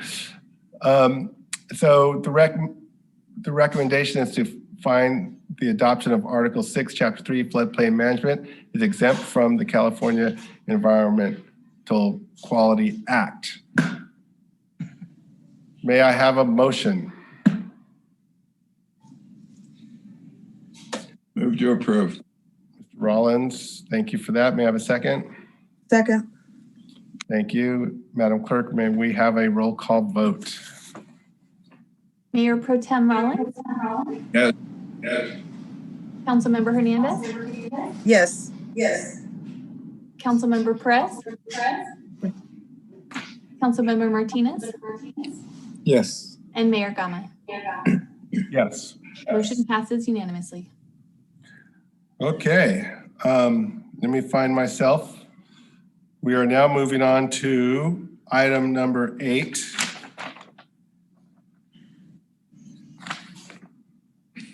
And we're going to call to order the Port Hueneme Successor Agency at 7:55 p.m., actually 7:53 p.m. Madam Clerk, can you do a roll call vote, please? Member Hernandez? Excuse me, it's not a vote, it's a, Here. yes. A roll call, correct. Member Martinez? Present. Member Perez? Yes. Vice Chair Rollins? Here. And Chair Gama? Here. The successor agency is called to order. Thank you. Item number 8 is approval of recognized obligation payment schedule 21 through 22 and the fiscal year 2021-22 successor agency administrative budget, which runs July 1, 2021 through June 30th, 2022. Is that the correct dates, Madam Clerk? That's correct. It's next fiscal year. Okay, thank you. Thank you, Ken McDonald. I recognize your voice. Okay, are you ready to make your report? Yeah, I have Dominique Clark from RSG. She has been the one that has presented this information to the County Oversight Board. And so she'll be running this and is the most knowledgeable person we have here working for us at the city. Thank you for coming tonight, Dominic, and it's nice to know we have a PMK. Good evening. Thank you, Ken. So I will quickly, shouldn't take too long, present the ROPS, which stands for Recognized Obligation Payment Schedule, as well as the administrative budget for next fiscal year, which is 2021 to 22. Next slide, please. So just to give some background on redevelopment, redevelopment was approved by California voters in 1952 to redevelop blighted areas, and it essentially allowed cities to retain a higher percentage of property tax dollars to fund infrastructure, economic development, and affordable housing. However, as many of you I'm sure are aware, redevelopment was dissolved in 2012, and thus we created successor agencies to the redevelopment agencies. So essentially for every redevelopment agency in the state, there had to be created a successor agency in order to fulfill the rest of the former redevelopment agency's contracts and enforceable obligations. So in the case of Port Hueneme, the city of Port Hueneme serves as a successor agency to the former Port Hueneme redevelopment agency. Next slide, please. So the Health and Safety Code requires a successor agency to annually submit a ROPS, and it has to be submitted to the Oversight Board, the County Auditor Controller, the State Controller's Office, and the State Department of Finance. So essentially what the ROPS is it's a request for funding, and it is due on February 1st of each year. So February 1st, 2021, we owe the ROPS for the July 2021 to June 2022 period. And we're essentially asking for all of the funding that the successor agency needs during that period. And that has to be submitted to the Department of Finance or DOF, and that's a state agency. And there is a penalty of $10,000 per day for the city if the ROPS is submitted after the February 1st deadline, but that's never been an issue for Port Hueneme, and we intend to submit it on time. Next slide, please. And so after we receive the approval of the successor agency for the ROPS, then we have to submit it to an oversight board. So prior to July 1st, 2018, each successor agency had their own local oversight board. So in the case of Port Hueneme had its own oversight board. But as of July 1st, 2018, all of the local oversight boards were replaced by countywide oversight boards. So ever since July 1st, 2018, we've had to bring the ROPS to the Ventura County Oversight Board. And so we will be presenting the ROPS to the Countywide Oversight Board at their January 27th meeting, which will be a few days before the February 1st deadline to the state. Next slide, please. So this slide shows a breakdown of what we're requesting on the ROPS 21-22. Port Hueneme doesn't have very many items, which is a good thing, since all the successor agencies are supposed to be winding down the activities of the former redevelopment agency. So the 5 items that are included on the ROPS, first is a promissory note. Second is a fiscal agent fee, which is related to the last item at the bottom, which is the 2017 bonds. The third item is a low and moderate income housing loan. The fourth item is just an administrative allowance, which all successor agencies get. And then the final item is the 2017 bonds.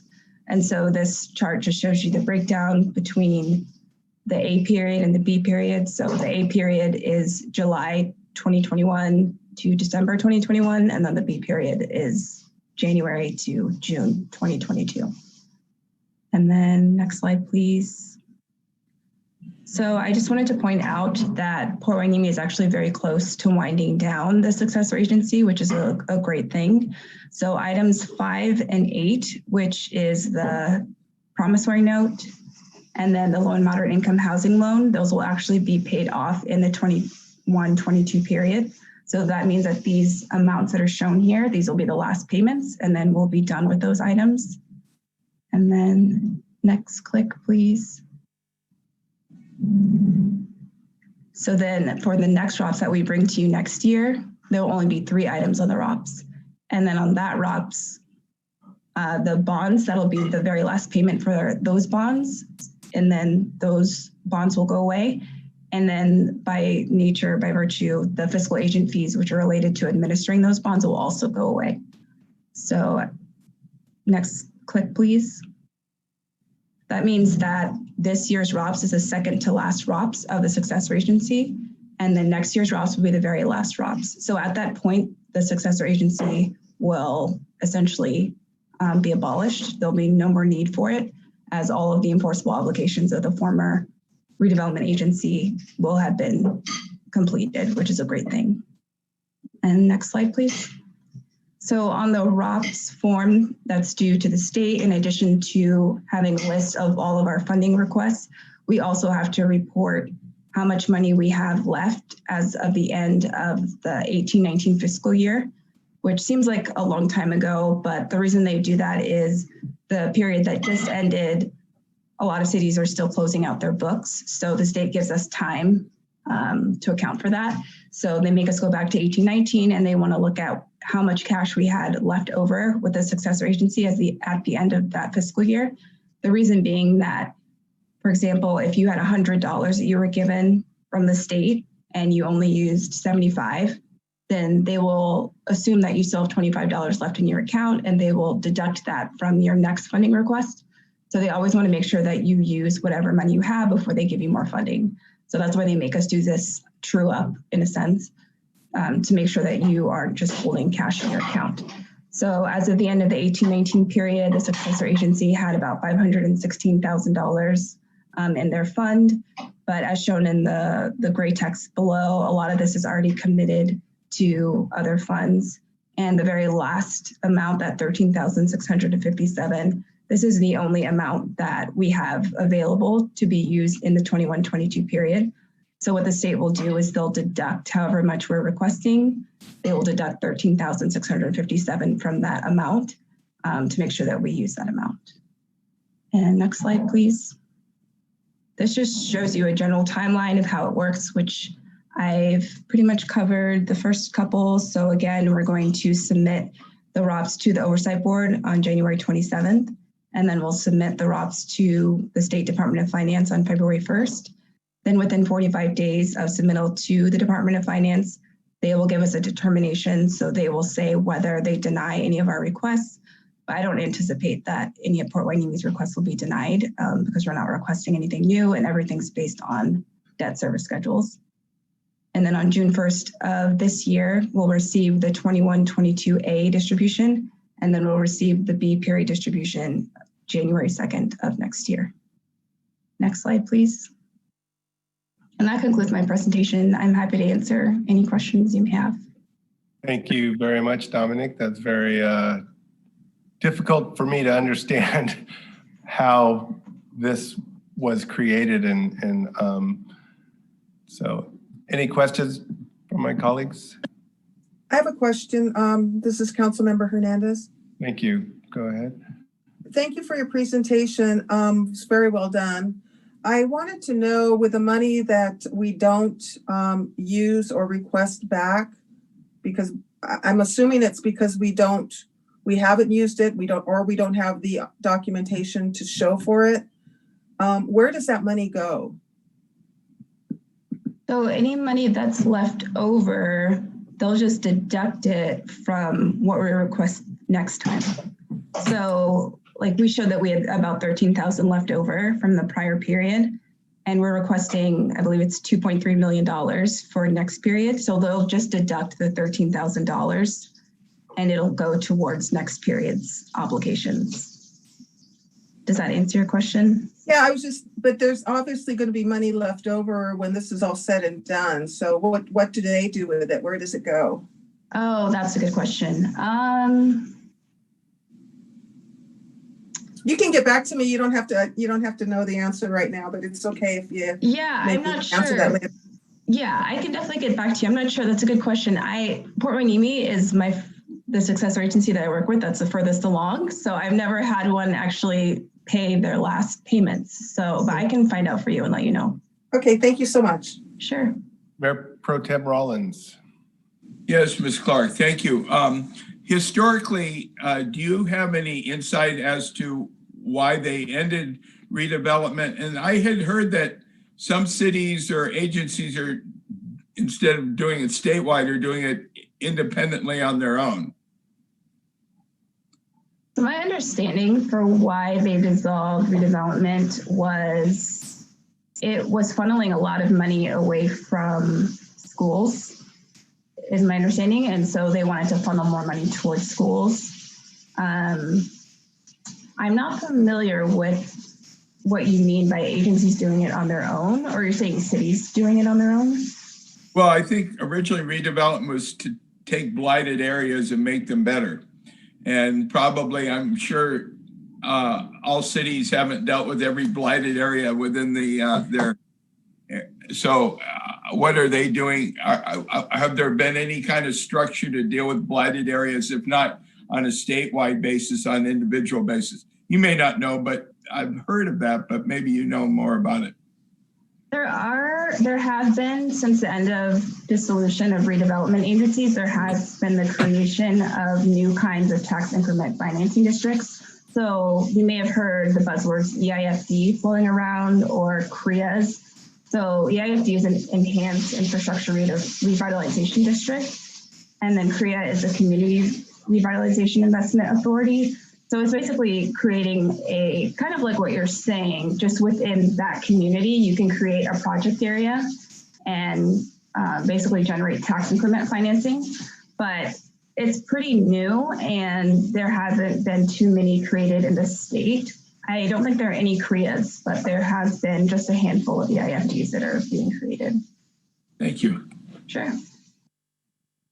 Are there any other questions for Ms. Clark? So the recommendation is for the board to adopt a resolution in accordance with California Health and Safety Code, HSC Section 34177, the recognized obligation payment schedule for July 1, 2021 through June 30th, 2022. ROPS 21-22 and the attached fiscal year 2021-22 administrative budget, both prepared pursuant to HSC Section 34177. May I have a motion to approve the recommendation? Motion to approve the recommendation. Thank you, Councilmember Martinez. May I have a second? I'll second that. Thank you, Councilmember Hernandez. Madam Clerk, may we have a roll call vote? Member Martinez? Yes. Member Hernandez, Yes. Member Perez, Yes. Vice Chair Rollins, Yes. and Chair Gama. Yes, Motion passes unanimously. thank you. Successor agency members, if you have a report, comment, or request for future agenda items, now is the time to make that request. Are there any such requests? Seeing none, we are going to adjourn the successor agency meeting at this time. And we are going to reconvene the regular city council meeting. Thank you very much, staff and our consultant, Ms. Clark.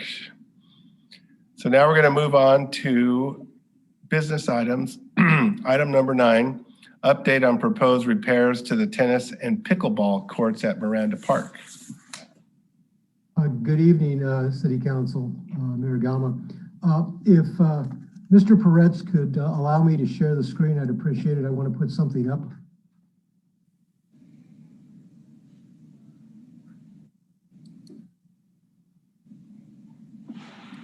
Don, you should have access now.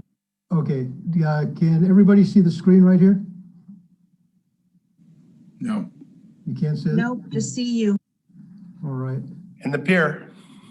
Okay, hold on a second.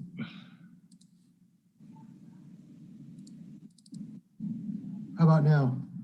Yes. Okay. All right. First, before we start, I want to thank my staff.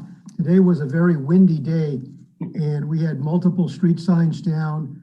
We had 4 or 5 trees come down that were not dead. They were just blown over by the high winds, which exceeded. There were gusts of 90 miles an hour. We had debris all over the city, and our landscape and streets crew and Mr. Cable and Steve Almkrantz did an excellent job today out there, making sure that the debris was picked up, the trees were moved out of the right of way. And I just wanted to thank them tonight for a great job. And a couple of them are on standby tonight because the winds aren't over.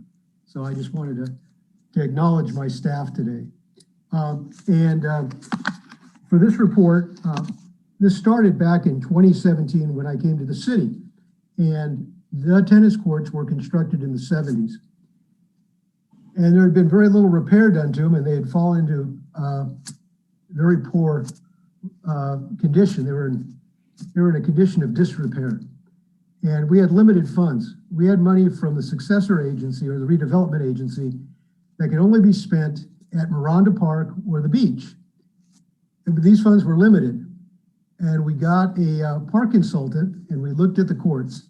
The ideal situation would have been to remove and replace all the asphalt and reconstruct them. We looked at the courts, and for approximately $156,000, we were able to rehabilitate 6 of the 8 courts. We had 2 courts, court 5 and 6, that were in such poor condition that we did nothing with them. We used what the park consultant recommended was a process to crack fill and then use a reinforcing membrane and then do the resurfacing, with anticipating a 2 to 3 year lifespan for the work. And it's given us that. Now, the pickleball courts, which are courts 7 and 8 on the screen, they've shown some cracks that are developing in the surface, and some of them are moving to the point of being potential trip hazards. So we looked at this, and unfortunately, the city's financial fortunes has turned around. And we were able to, the following year, reconstruct tennis courts 5 and 6. We also were able to replace the basketball courts. The basketball courts were in such terrible condition that crack filling and reinforcing with a fabric were not going to fix those. They needed to come out. And when you replace a tennis court or the basketball courts, the way we did, you're looking at a useful lifespan of another 20 plus years. So having looked at the pickleball courts as they are today, there are some more cracks developing. We had a consultant come out and look at it, who resurfaced the courts, Sport Court, and they've done courts all over California and Arizona and Nevada. They recommend it, Don, you know, it's not a good value to try and continue to crack fill. The best solution is to remove and replace the asphalt. And then you're going to get 20+ years of life out of these. So after looking at this and looking at all the capital projects we have going on, I discussed this with the city manager that the best move, the best cost-effective move, is to temporarily close the pickleball courts 7 and 8, and then with temporary pickleball fencing, that was move the pickleball courts on a temporary basis to tennis courts 5 and 6. Then in April and May, let a contract to reconstruct courts 7 and 8, with the idea of being complete with those by July. And then those would be put back into use as pickleball courts. And then following the next capital project cycle, you can see up in the left-hand corner, tennis courts 1 and 2 would be reconstructed in the year 2022. And then in 2023, tennis courts 3 and 4 would be reconstructed. And that would bring all the tennis courts and the basketball courts, they'd all have been reconstructed with an anticipated useful lifespan of 20+ years. And then we would be implementing a monthly maintenance program, which would include sweeping and washing.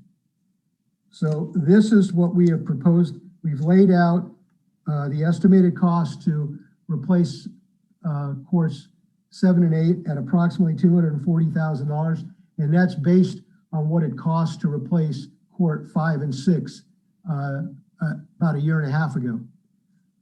And then moving forward, again, as I said, the following year we replace courts 1 and 2, and then in year 2023, 3 and 4. And where we get these funds for this year's work by deferring 2 slurry seal projects, one at the beach and one here in Moranda Park. And those parking lots, it's not going to be adverse to defer them a year or 2. So that's how we're going to fund these projects, this project this year. Are there any questions? Yes. When's the, I'm just curious, when's the last time that you've gone or set foot on those tennis courts? Probably about 3 weeks ago. Because I went to go check them out, and I felt like the ones that needed them the most were number 3 and 4, and those are the ones that are last to get fixed. I don't know if that's, maybe it's just, you know, I don't know. I just felt that one had the biggest cracks. I could be wrong, but I did take videos, and I just want to know, why would those be the last ones, 3 and 4? Well, the pickleball courts have the cracks that are worse right now. And the others, the last time I looked, there were some cracking in them, but they weren't as bad as the ones at pickleball courts. There is some remediation that can be done, and I would have to look at them again and see what, how bad those cracks are. But that we could invest some money to buy some more time with on courts 3 and 4. But I'd have to take a look at it, and I'd also want to bring out a representative from Sport Court to get their input on it, so that if we were going to spend money on it, it'd be money well spent, that we would be able to get an extra year or so out of that surface before we removed and replaced it. But we can take a look at it and revisit that. Mm-hmm. Yeah, no, I mean, I took a look at them, and yeah, I do think they need to be fixed up. Well, I certainly can arrange to have Sport Court come and meet me in the next several weeks and take a look at it. And then I can get back to council. Thank you. Are there any other questions for Mr. Villafana? Pickleball expert and tennis pro, Richard Rollins. Yeah, we can go so far that this would be to address Councilman Martinez's request or concerns. The courts number 5 and 6, as Mr. Villafano said, were completely fixed up. So those are in like tip-top shape right now. Being a regular user of Moranda Park, there are 6 courts available for tennis right now. And those, the very first ones that were done as far as priority were 5 and 6. So those are the best shape for tennis players to play. I noticed that those were nice. They look good. Those are beautiful. And I think in all of our goals is to make the Moranda Park more active for all members of the community so they can actually use it. Right now, at least, the most heavily used courts, and as Mr. Villafano said, the ones that are in bad shape are the pickleball courts. Like on any given weekend, there's probably 40 to 50 seniors, well, all ages actually, but utilizing those courts on a regular basis. And between that and now the renovated courts 5 and 6, there's been some vitality brought to that park again, if not, and hopefully as we move forward with, as you were mentioning earlier, the fields and everything else, it can be brought back to its former glory. Thank you. Are there any other questions for Mr. Villafana? So the recommendation is to file and receive the. Yes, I'm May I sorry. interrupt you, sir? Just a reminder that we do have a public comment for item number 9 that I'd like to read at your direction. Thank you, and I apologize for forgetting that. So please, you could. Thank you, sir. Without objection. Thank you. Thank you. Okay, this is a joint public comment statement provided by approximately 20 signatures. So I won't read all the people, nor could I read all their signatures, but it was dated January 16th, and it reads, Honorable Mayor and City Council, we understand staff is recommending restoration of the pickleball and tennis courts at Moranda Park. Without a doubt, local players will enthusiastically support these projects that will eliminate surface hazards and improve the playing conditions. Beginning in 2015, local residents formed and promoted the Port Hueneme Pickleball Group. In 2017, the city agreed to convert tennis courts 7 and 8. Since that time, we estimate the courts attract over 100 pickleball players weekly, with the majority being Port Hueneme residents. We applaud the city's support and want to express our gratitude for restoring the public courts. Following replacement, the city can expect the number of players to increase well into the future. Thank you. Thank you, sir. Thank you very much for that. I am, at an abundance of caution, I'm going to recuse myself from the recommendation to receive and file the report. On my notes here, it says that we'll need a motion and a second. I would move to approve. I'll second. Nice second.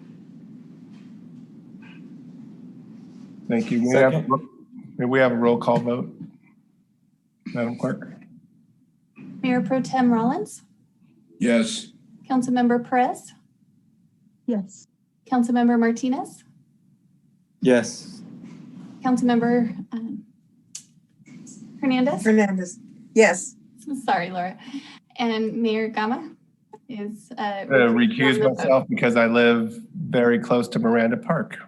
Thank you for stating your conflict of interest. Motion passes. Thank you. We are moving on to item number 10, resolution regarding health, vision, and dental benefits and matching contributions to the city's 457 deferred compensation plan to members of the city council. The staff are you ready to make your report? Yes, sir. Thank you. Good evening. For the record, Charles Parrots, Deputy City Manager.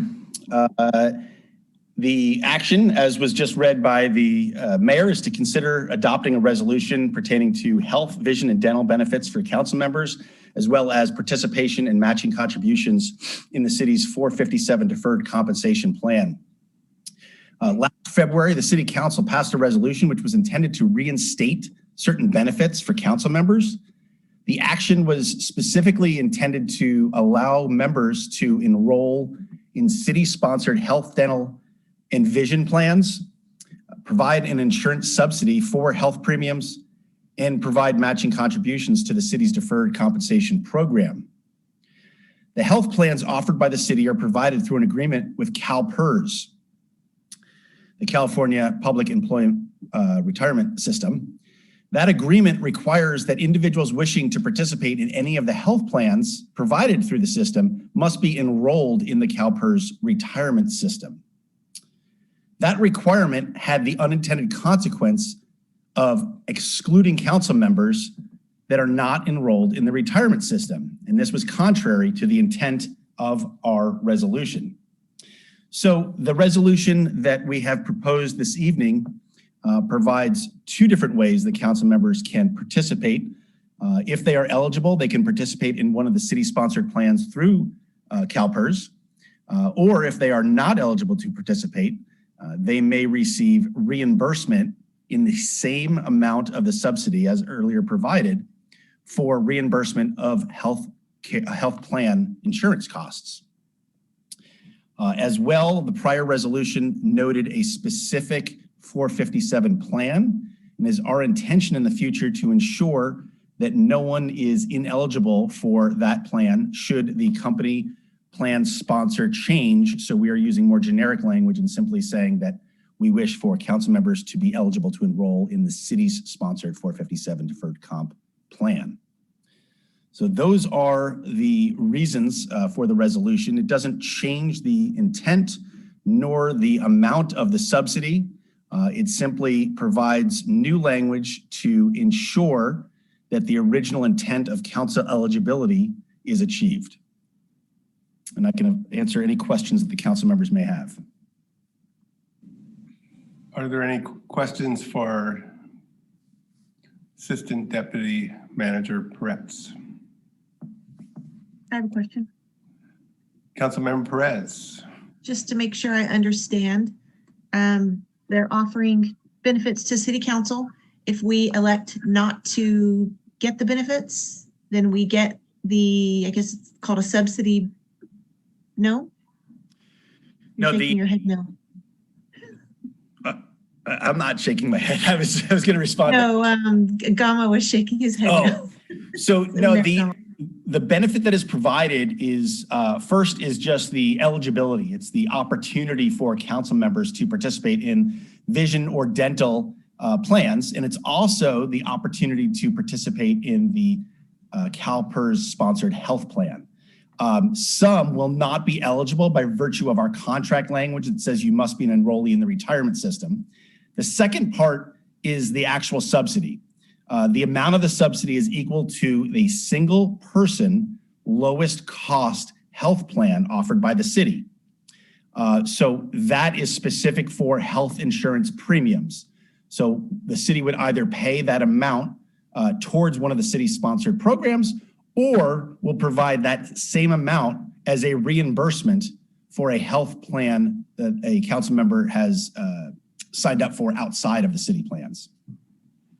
Got it. Thank you. Any other questions? Mr. Rollins.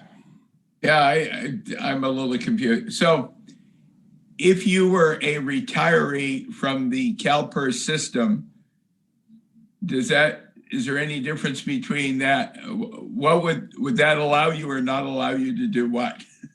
It would not allow you to select one of the plans. And that's the unfortunate consequence of the original language. And we are working with CalPERS to attempt to modify the language, but you've hit on one of the major issues right there. If you're a retiree from the plan, you are not an active member contributing towards the retirement plan, you cannot elect new insurance through our plans. Okay, so there were other plans, I guess, that were offered at one point in time that councilmen were able to sign up for and had signed up for. And there was a rate set up. Are they still enrolled in those? Yes, the actions proposed here would not cancel any insurances that council members have already signed up for. This is an effort to correct an obstacle for health benefits that members should have been eligible to receive.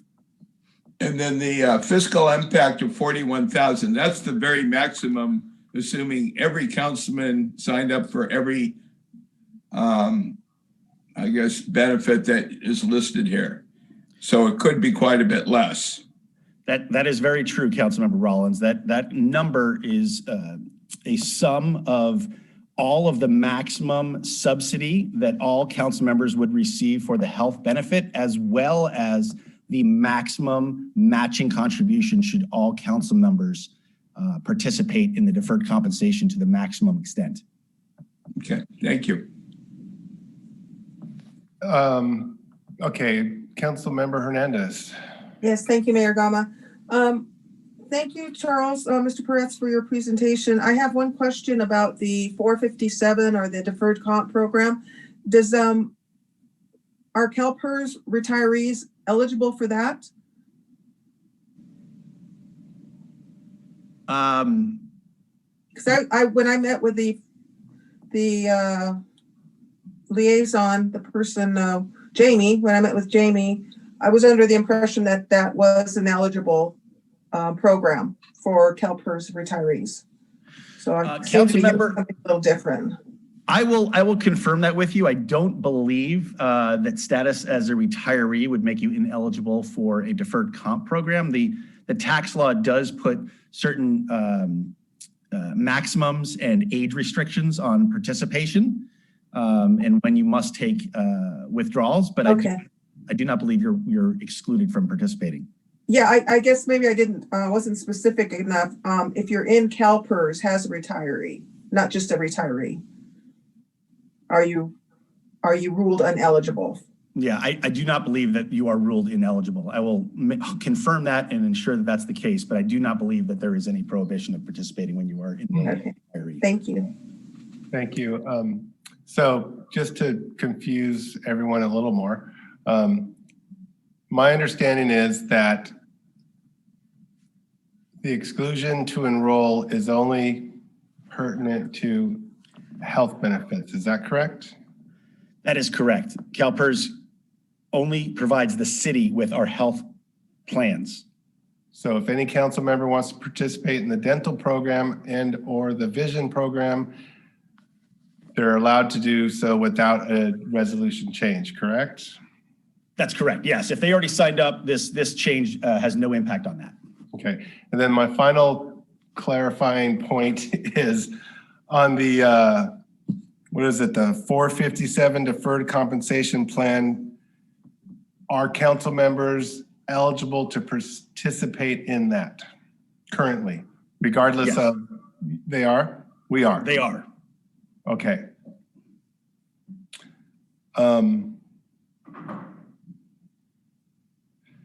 Now I have another question. Councilmember Hernandez, please. Okay, so you just said that we are eligible, but my question was, if we're retired and paying and part of the CalPERS system, you weren't so sure that we would be eligible for the deferred comp 457. You were going to look into that. Right. So the mayor's question was, by virtue of being a council member, are you eligible to participate? The answer is yes. Your question is more specific. If you are a retiree, are you excluded? I do not believe that you are, but I am going to confirm that for you. Yeah, a CalPERS retiree. Yeah. Yes. Okay. Thank you. Thank you, Councilmember Hernandez. You know, this might be a little bit off topic, but I'm going to ask it anyways. It's a peculiar arrangement to say to the city council, look, if you sign up for this program, the city will give you $200 if you put $200 in. So in effect, this is a no-brainer for the city council members to say, well, wait a minute, if all I gotta do is sign up and I get $200 a month. Do you have any idea as to why and how this came into being? Because I just find it a little peculiar. And is this something that all cities do, or I don't understand? If I understand your question about how it came into being, the action last February was an effort to reinstate benefits that had previously been provided to council members.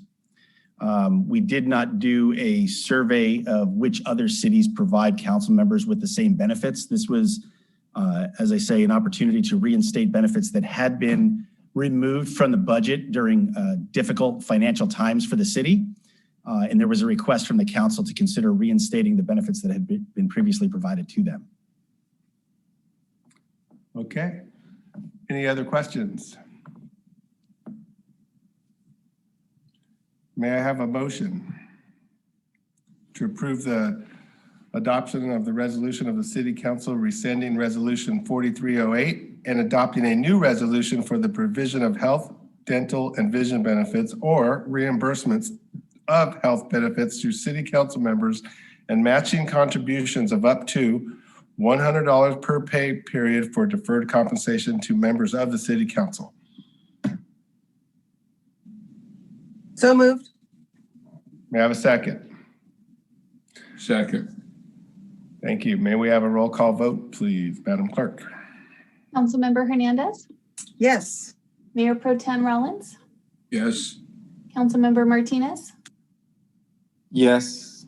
Councilmember Perez, Yes. and Mayor Gama. Yes. Motion passes unanimously. Thank you. Okay, we are moving on to item number 11, City Council Liaison Committee appointments for 2021. Staff, are you ready to present your report? Yes, sir, I am. Thank you. For the record, City Clerk Christy Buckskemper. Good evening, Mayor and City Council members. Tonight, I'm pleased to help the City Council discuss, reorganize, and appoint or reappoint members to the various committees, regional boards, and commissions. Due to the election and the Council's recent reorganization, several committees and commissions have current vacancies. The newly elected members are now being given an opportunity to be appointed to committees and commissions, but all appointments may be rotated as the Council wishes. Most appointments will require a primary delegate and an alternate to be selected tonight. There are no fiscal impacts in reorganizing and appointing council members to the various committees. However, any associated stipend cost has already been accounted for in the adopted City Council budget. That concludes my very short presentation, and I will let you guys open the floor for discussing your reorganization to those committees and commissions and reappointments. Yeah. Yes, go ahead. Councilmember Hernandez. Thank you, Mayor Gana. On the summary of committees, is that the full description, or is that the only description we have on each of these committees? Or is there a larger description? Councilmember Hernandez, those were just, I went to each committee's website. So each of those in your report were linked items to take you to the actual committee's website. So it was just a very small synopsis of the actual committee. So each one of those has their own current web page that you can go in and see more detail. This was just a brief summary of each one. Okay, well, thank you for doing that. One of the question I have is that there's been some practice over the years of appointing the mayor and the mayor pro tem to certain committees, and I don't see that here. So does that mean all the committees are up for grabs by any member of the City Council? That's my understanding. This will only be my second reorganization, and it was never made clear that there was an absolute designation of the mayor or mayor pro tem. I know for like the city and port standing, that is the tradition for like the city and port standing commission and a couple others. So those are definitely up for discussion tonight on how you guys want to appoint to those. So I'm a little confused on how to move forward. Can we deal with? I'm prepared to tell you what I'd like to do if you want to hear from, to get this started at least. I think it'll help get the discussion going. Well, I would, before we get to that, I would suggest that we continue the practice that has been, from my understanding, a longstanding practice of the mayor and the mayor pro tem to be on the city port standing committee. Is anybody going to object to that? No. Okay, so then. I mean, I'll be honest. I was interested in that one. When their meetings are what, 4 p.m. So I'd be able to. That's my only concern on any of these committees, that I can, you know, participate with those times, since I teach up until like 3 p.m. I'm just letting you guys know that I was interested in that city port standing committee. So my experience with that committee is that they will schedule a time that is suitable for everybody. They don't have a standing time. So if you get appointed to that committee, you just have to make a strong plea to them to try to work with your schedule. And just so you guys know, I think the ones that I was most interested in was that one, and also Reach.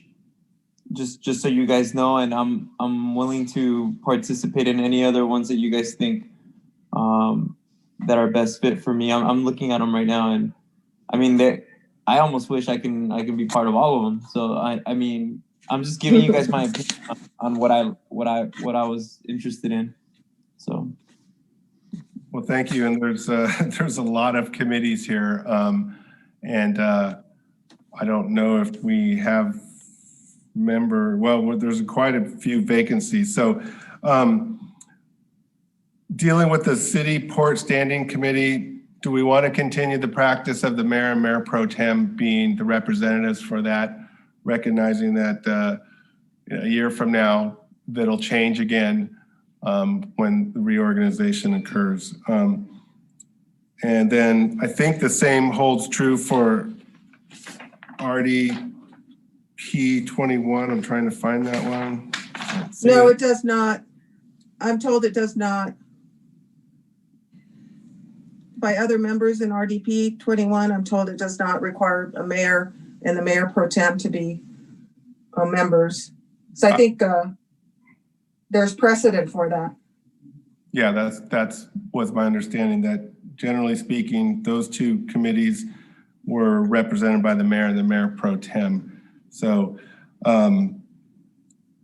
are we prepared to move on this entire list tonight and go through this, or again, how do we want yes. I think I would say yes.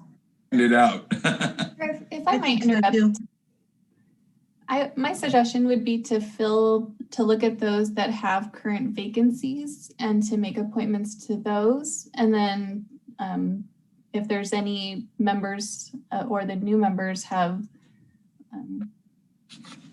if you would like to look at others to rotate after that, that would be my suggestion. Okay, well, I'm going to make a motion that mayor and mayor pro tem be the city port standing committee, following the precedents that has been in place for some time. Second. I don't know. I'm okay with that. Thank you. Can we have a roll call vote, please? Okay, just to clarify, did you want to do a roll call vote for each committee? Is that what you're looking to do, sir? I believe so, yes, because there's a lot here. Yeah, let's get the City Port Standing Committee out of the way first, if we could. Okay.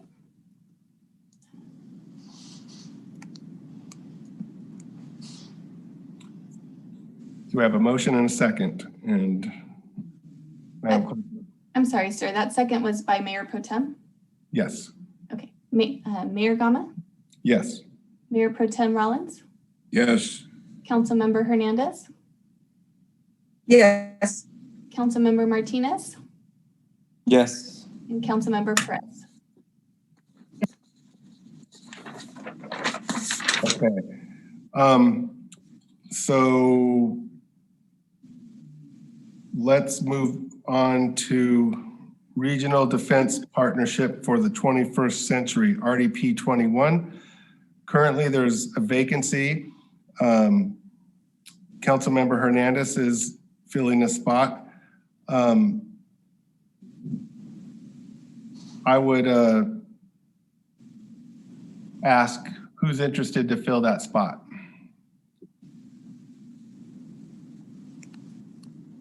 I'm interested in everything, but I honestly, it's up to you guys. Well, the issue with this meetings at 7:30 a.m. at the county government. Oh, that's right. I can't make it. I mean, maybe. It's tough.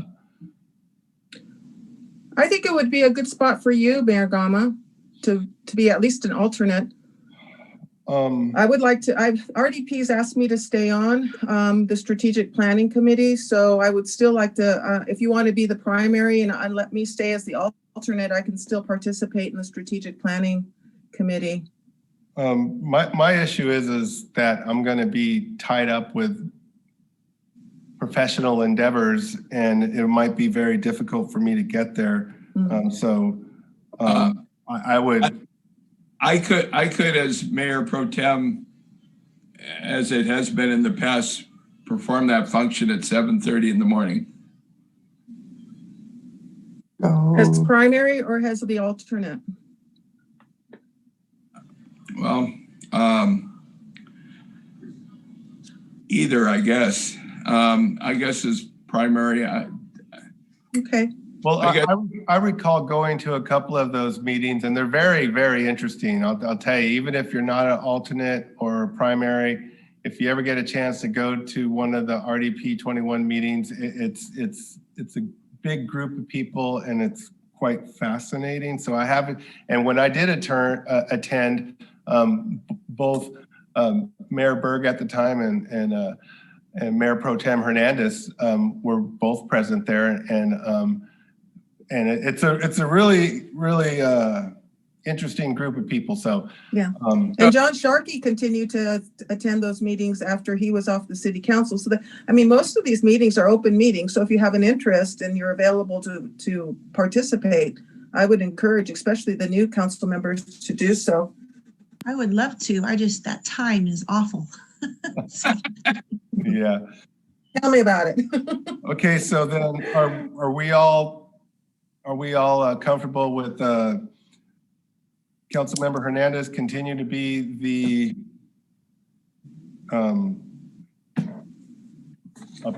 main primary, right? I got to write that down. And then Mayor Pro Tem Rollins being the alternate. Sure. Oh no, I thought we did it back. I'll be the alternate.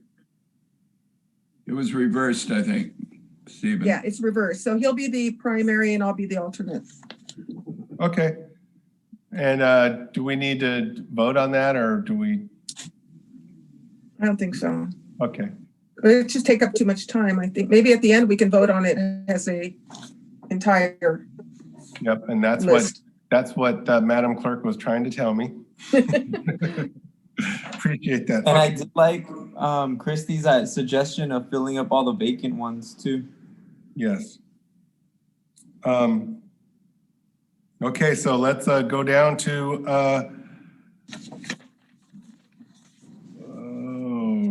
okay. All right, Association of Water Agencies. we have a opening for a primary, I imagine. It says here alternate Hernandez, and I don't see that a primary has been designated. I know currently I'm the representative somehow for that. In that, like I've been going to those meetings, and Councilman Hernandez has been going to those meetings for a long time. But I think the I don't know whether it was the I think I'm the representative for that now. I'm not sure why it's the alternative, because that's how they have me listed. Sir, we have three primary delegates for the Port Hueneme Water Agency. So we just have one vacancy left by member Munoz-Schnapp when she left. Right. So my role as the alternate was an appointment by the city selection committee. It was not through the water agency. And it was not through Port Hueneme Water. Okay, so just to be clear, we are talking about. And I'm no longer on that. I'm not an alternate again this year. Okay, so we're talking about the Association of Water Agencies right now. We're not talking about Port Hueneme Water Agency. I think the Port Hueneme Water Agency appointed me this just recently, yes. or like within the last yes. year, as the Association of Water Agencies representative of the Port Hueneme Water Agency. So I'm in there. Okay, so then can we, without any objections, can we have Mayor Pro Tem Rollins and Councilmember Hernandez represent the city with the Association of Water Agencies? Continue on. I'm a little confused because do we have a seat has a city rep and a seat has the Port Hueneme Water Agency? Because we should really just be talking about the city representation. Is that correct? So the Port Hueneme Water Agency. Because we're approving this as the city council, not the Port Hueneme Water Agency. Well, there's. So Christy, Miss City Clerk, are you telling us we have a vacancy as a city council? So just to clarify, we're talking about the Association of Water Agencies. Is that correct, sir? Yes. And we are also talking about the Port Hueneme Water Agency, just to. That's why we're confused, I think. Yeah. So the PHWA, the Port Hueneme Water Agency, is what we have a current vacancy on. Right. Okay. And that's the position that we would look to fill tonight for sure.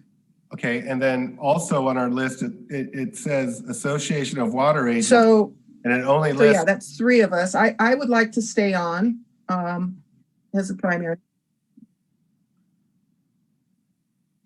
I think either Councilmember Martinez or Perez would be excellent to fill that vacancy. The meetings generally occur before the council meeting, correct? Yeah, usually 4 o'clock.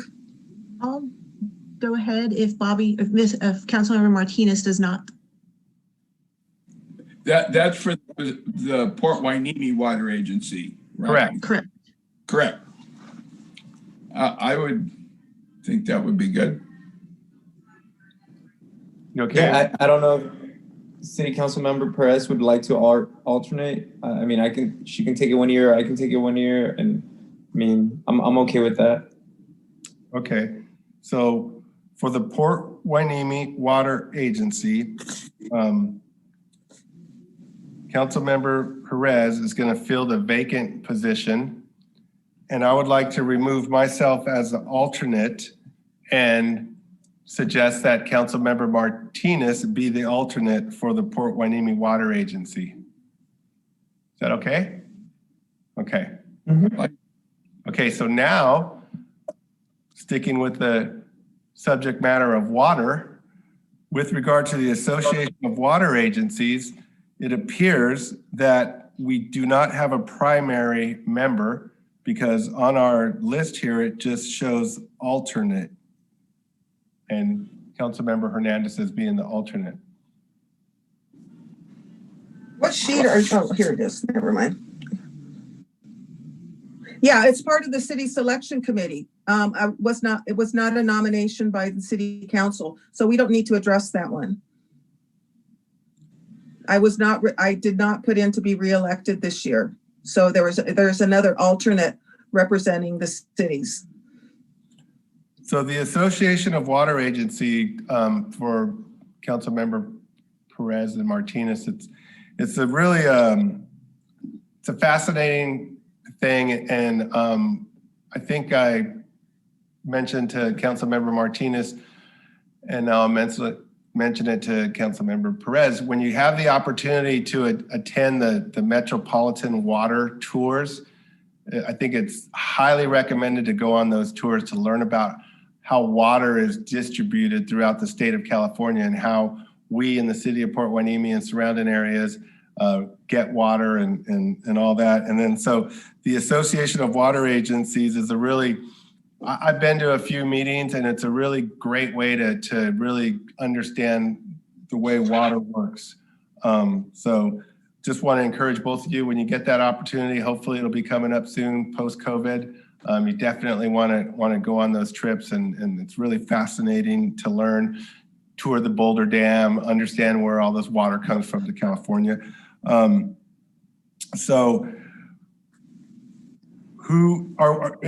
Madam Clerk, do we need a primary and alternate for the Association of Water Agencies? No, sir. Those are selected by a completely different committee that has nothing to do with the city. So unless we put in a nomination, we do not have a seat on that. Is that correct?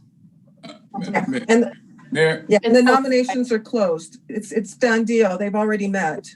So that's not something that we appoint to. That's why it says City Selection Committee, which doesn't mean the city of Port Hueneme. It's an alternate board, a different selection committee that makes those appointments. Okay. So so then let's go to the next vacancy, the California Joint Powers Insurance Authority. I was the alternate. I would like to become the primary, and I believe former council member Munoz Schnapp was the primary on the California Joint Powers Insurance Authority. So we need an alternate. Yes.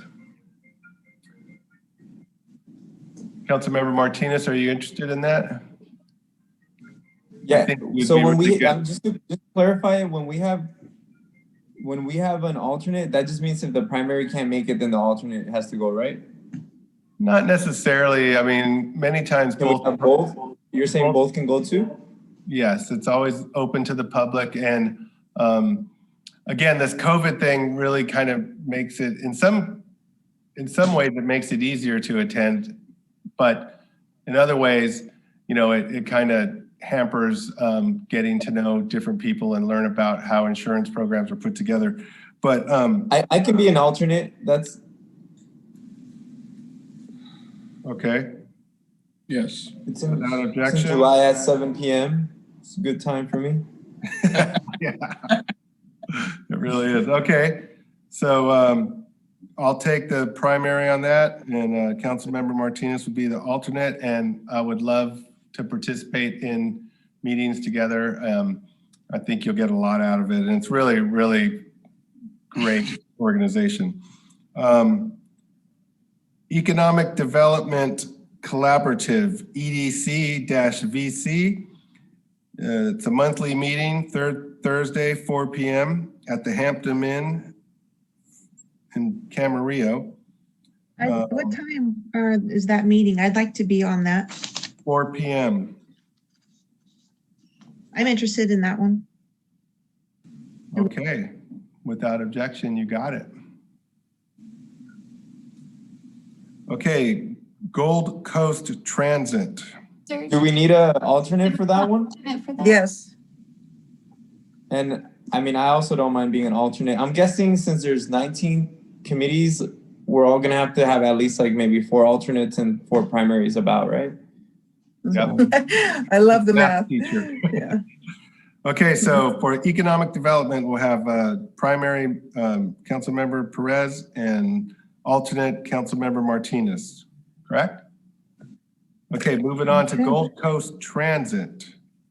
I would be interested. I've served as an alternate for that for the last few years, as an alternate to former councilman, and I would like to now serve as the main, I guess, the primary one. Okay. Have a number of meetings for him. Okay, that's a Wednesday meeting, 10 a.m. Anyone else interested as an alternate? That's a no, Councilmember Martinez? Councilmember? I guess I'll do it. Okay. Okay. Who's doing it? Councilmember Hernandez. Oh, good. I'll do it if nobody else wants to do it. Yeah, I think it's a timing issue. I mean, I think we'd all like Councilmember Martinez said, he'd like to be on all of them if he could. Okay, so Point Mugu Regional Airport Authority. We could move Councilmember Hernandez up to the primary. Would that be okay? Councilmember Hernandez? It does not have just an annual meeting. Okay. Sure, that's fine. And I don't mind being an alternate for that one. Okay. Thank you. Without objection, we'll put Councilmember Martinez as the alternate. Okay, this is starting to kind of flow, guys. Okay. Starting to flow. So we took care of Port Hueneme Water Agency. Now we're looking at 2021 council committee appointments. Okay, so with regards to recreation, education, arts, culture in Hueneme Reach, it says here at least 4 times a year, Port Hueneme City Hall. So I know Mayor Pro Tem Rollins is an active member of Reach. And we have interest for Reach from Councilmember Martinez and Councilmember Perez. What is, I'm wondering if Councilman Rollins would be interested in stepping down or maybe becoming an alternate and letting one of the, you've been on that for a long, long time, maybe letting one of the other newer council members. I gave it some thought, and initially I was on that. I was part of the formation of that a few years back, getting together with the city staff and developing the bylaws for that. So anyway, I would like to continue to be on it, but I could be on it as a civilian member of it, as opposed, and then I would like to see other councilmen be involved. I don't think it's within the bylaws that perhaps both councilmen could be involved in it as the representative or the co-representative of this. I think it would be a benefit to Reach to have that. And so I would still like to be involved as a member or a board member of it, but then the board has been fluid in the past, and there haven't been any real fine delegation of like who could be on it. For example, we've had a student representative be on it for the last few years, and that would alternate. We've had a member of the school board superintendent be involved in it, and that was just something that we as a board thought would be beneficial to the organization. So if Ms. Perez and Mr. Martinez want to serve to be a part of that, I think that would be a great addition. Again, because I guess I have a closeness to it in that I was starting at the very beginning, and it involves in recreation and arts. I still would like to be involved in it. So I would say, in essence, the more the merrier. So could you give us a little brief history? Because I think some of us may be a little misunderstood. Like, you were on REACH before you were elected city council, correct? Okay, I got it.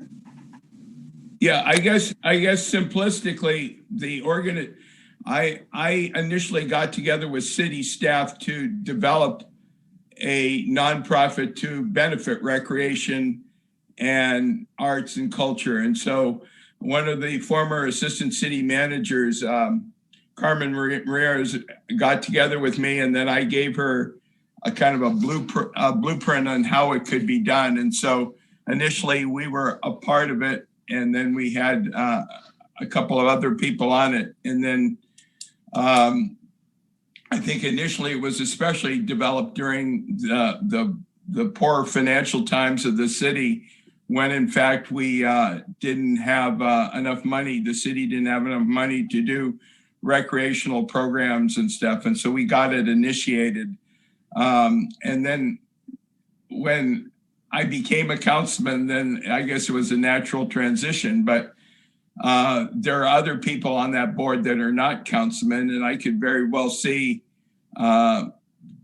Councilman Perez and Councilman Martinez be a part of that if they would like, or to be regular members and alternates or co-members, because I think it will benefit REACH in the long run. So what, can we, I don't even know who to ask this question to, but can we appoint 2 council members? And I mean, can we have 3 council members on the board of REACH? Mayor Gama, Steve Kinney is the current president, and he appears to be online. I thought maybe we could check with him to see if that is even a possibility. Sir? Sure.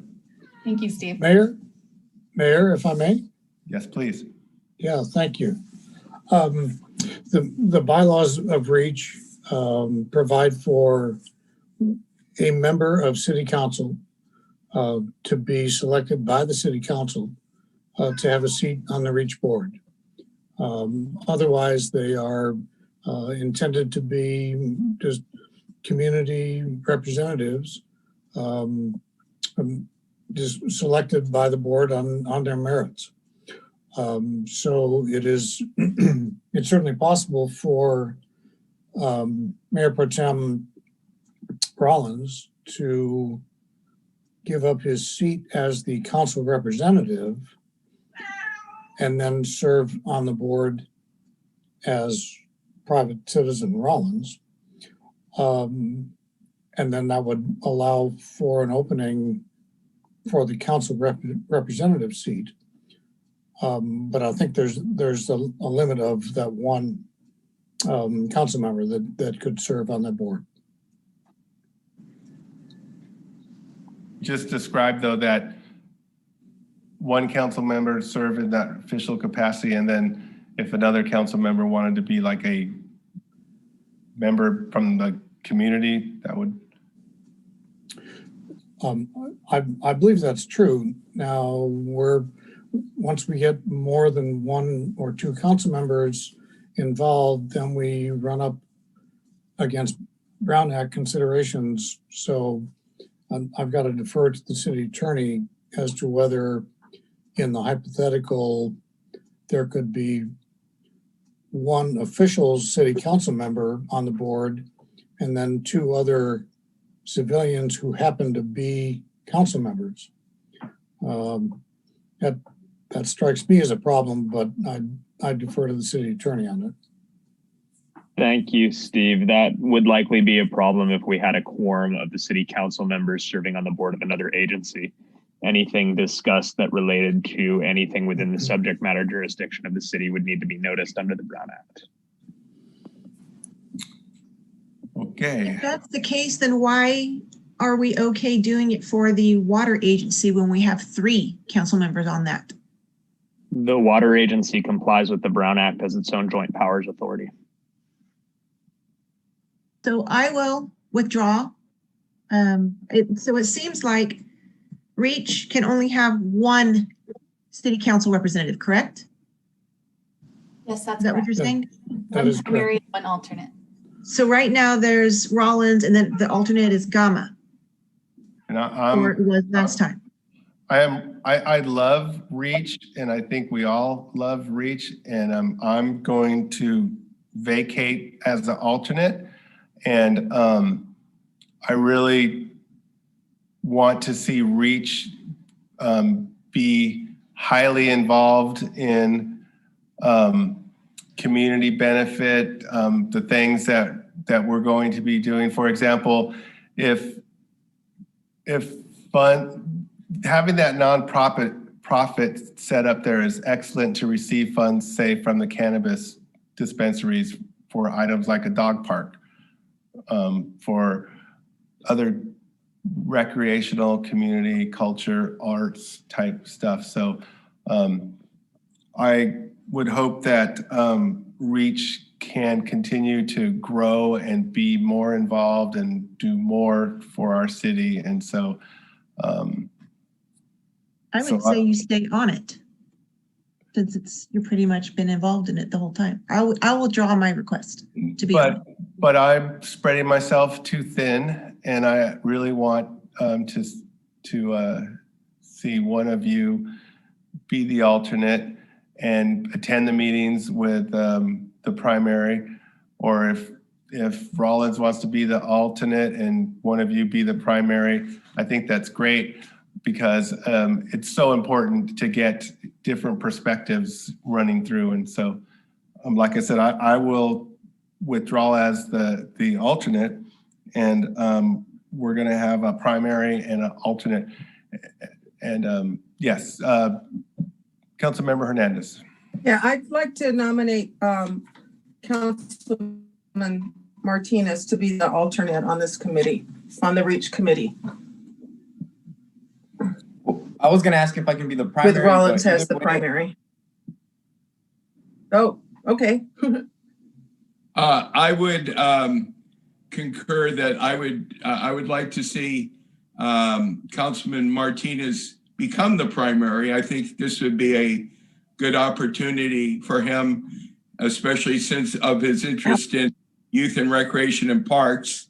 And I would serve then as the alternate, or as I don't know, a member at large or whatever.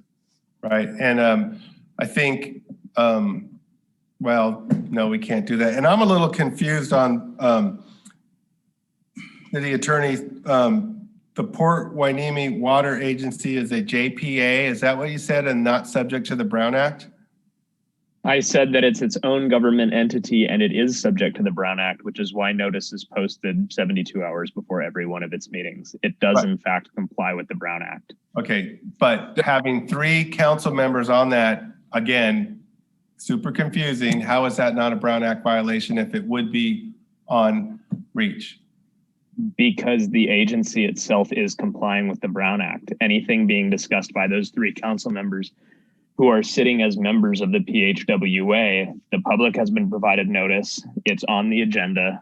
They are having that conversation. There is no Brown Act violation because the Brown Act is being complied with. Okay, it's my understanding that REACH publishes an agenda and abides by the Brown Act. Is that correct? No?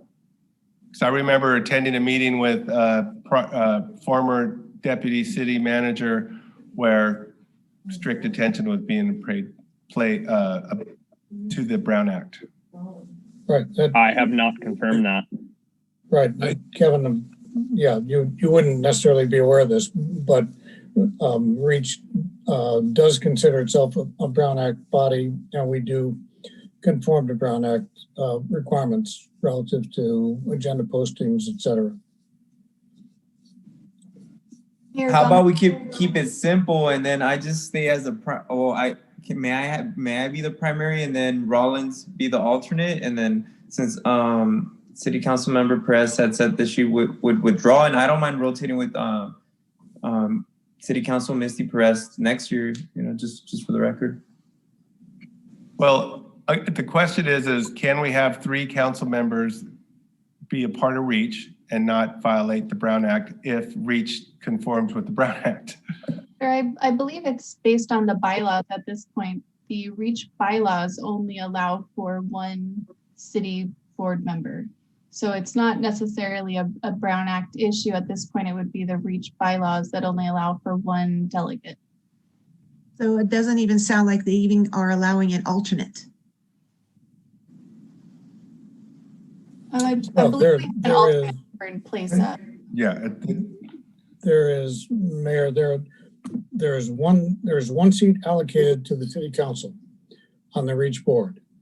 And as far as the REACH board is concerned, it's entirely up to the city council how you select that member, or if you decide to have alternate members or whatever. That's your prerogative to determine for that one seat on the board. All the other seats are, quote, private citizens. And so if other members of council are interested in serving on the board as private citizens, then that's a totally separate matter from a city council consideration. And the REACH board will be happy to talk with those individuals about their taking a seat on the board otherwise. Okay, so as it stands now, we're going to have Councilmember Martinez as the primary, Mayor Pro Tem Rollins as the alternate. And if the REACH board were to change their bylaws, we could in fact change the makeup of it. But that's according to the REACH board. That is true. I would point out that if Mayor Pro Tem Rollins is interested in continuing to serve on the REACH board in a private capacity, I don't think he would be eligible to be the alternate city council representative, because that kind of covers two seats in two different capacities. Right. So then, Mayor Gama, do you want to stay as the alternate involved in REACH? I really want, I don't. I will be the alternate then. Okay. If you all were to conclude that. But I had a nomination for Councilman Martinez. So what happens with that nomination? Martinez will be the primary. Okay, thank you. Are we good? So. I'm sorry, cut off Mr. Kinney. So Mr. Kinney, then what happened then is Councilman Martinez would be the primary, Councilman Perez would be the alternate, and if the REACH board, I guess, reaccepts me as a citizen member of that, that's a possibility. That's correct. Mayor Pro Tem, yeah. In essence, you'd have to take your chances with the REACH board, but I don't know. Something tells me you'd do fine. Okay, very good. Sounds like a plan to me. Okay, we put that one to sleep, and really appreciate the work of REACH. And like I said, it's a wonderful name for our city. Like we like to say, REACH Hueneme Beach, and we really want to see great things come out of REACH. Thank you, Mr. Kinney, for helping to clear up the muddy waters. Yes, indeed. Thank you, Mayor, for those kind words too. Appreciate it. Yeah. Okay, so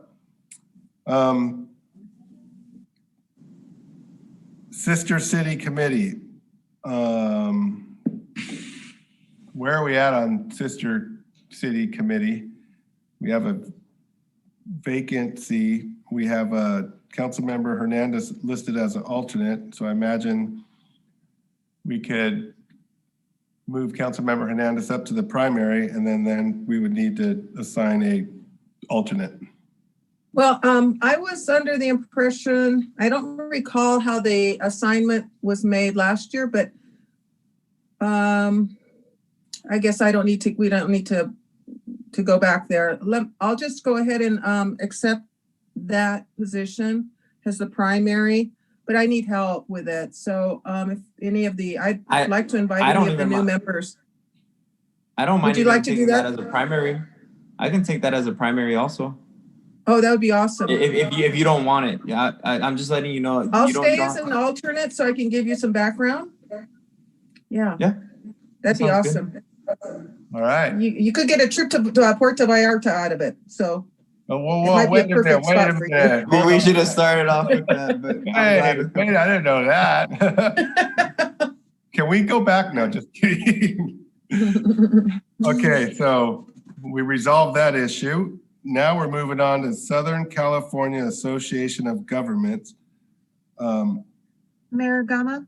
Yes. Can I say something about this? So I don't think this is open any longer. We got an email sent around that there was a nomination period, and I think it ended December 31st. You had to send in your request to be part of one of those. Correct.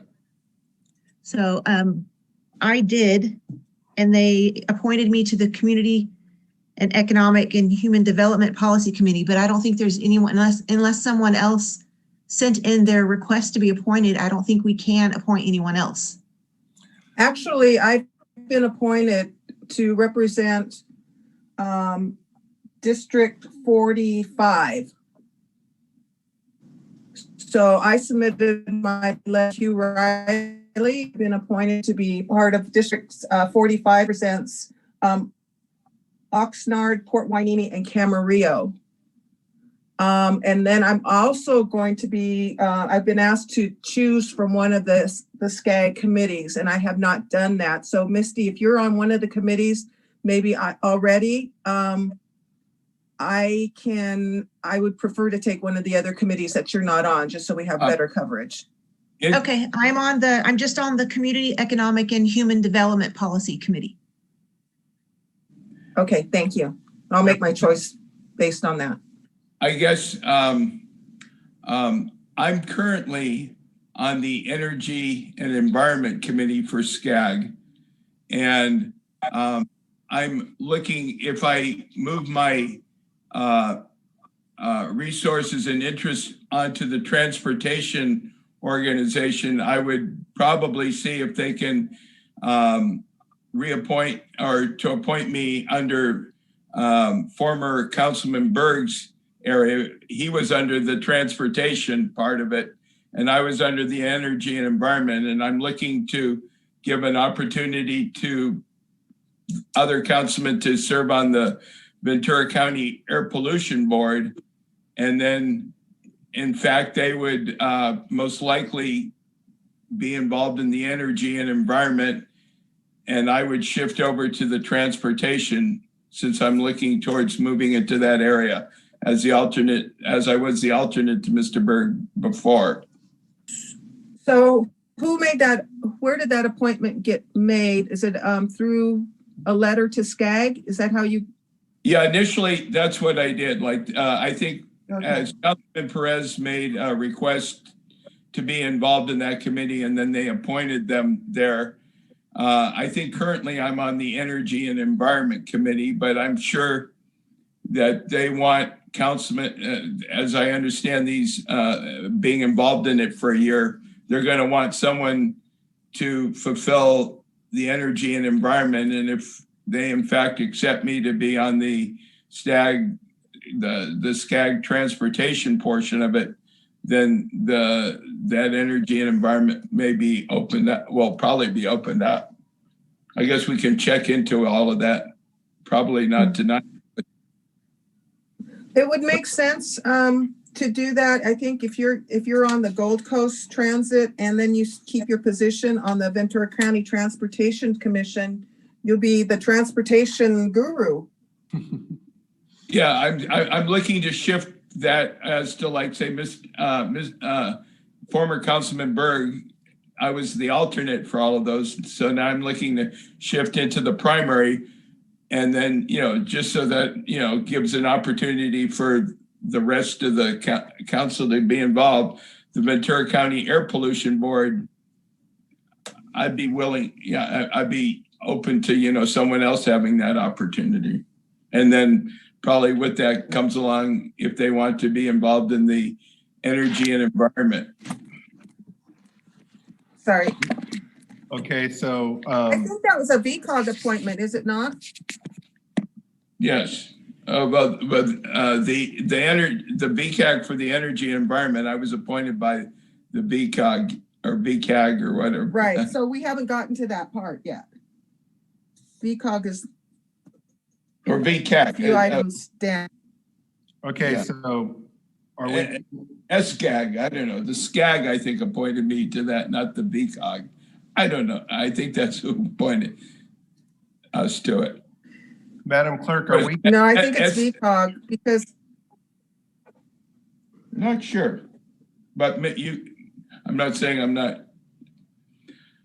I'm on the SCAG committee, so if VCOG appointed me to the SCAG committee, perhaps that was how it worked out. I think that's how it worked for Will. Yes. So I think we should probably check on that in next day or so, but okay, so Madam Clerk, are we clear on Southern California Association of Governments? Sure, I will be happy to follow up with SCAG just to confirm, but from my understanding from Councilmember Perez and Hernandez, they've both been appointed to different committees. So we can follow up with that. And I will shoot you guys an email tomorrow after I follow up with SCAG. But as far as I'm aware, we can move on to the next appointment as those don't look like appointments that we need to make tonight since they were appointed by SCAG. Okay, so then we'll move on to the Southern California Edison Advisory Committee. Currently, our primary is Councilmember Hernandez, and we don't have a current alternate. And it says newly added TBD. I don't think they asked for an alternate. Okay. Okay, so then are you okay continuing in that role? Yes. Yes. Okay. Without objection, we'll move and if on it turns out they need an alternate, I'll let you know. Okay. So Ventura Council of Governments, I attended the last meeting and represented the city, and interesting group. I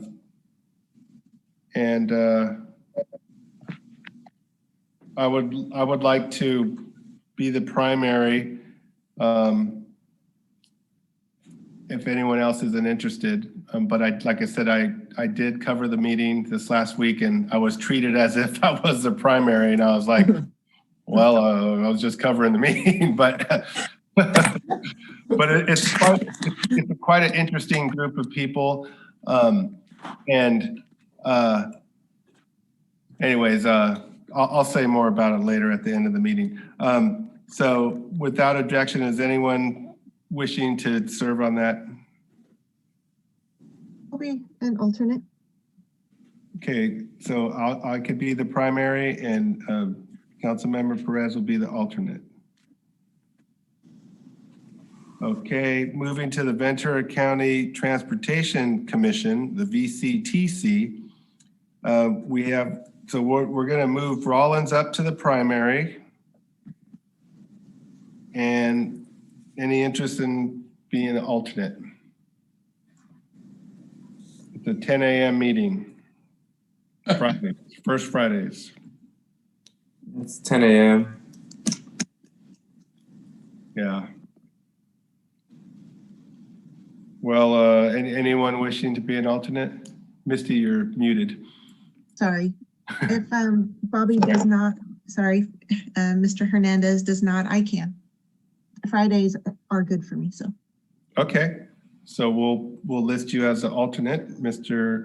Mayor Pro Tem as the primary.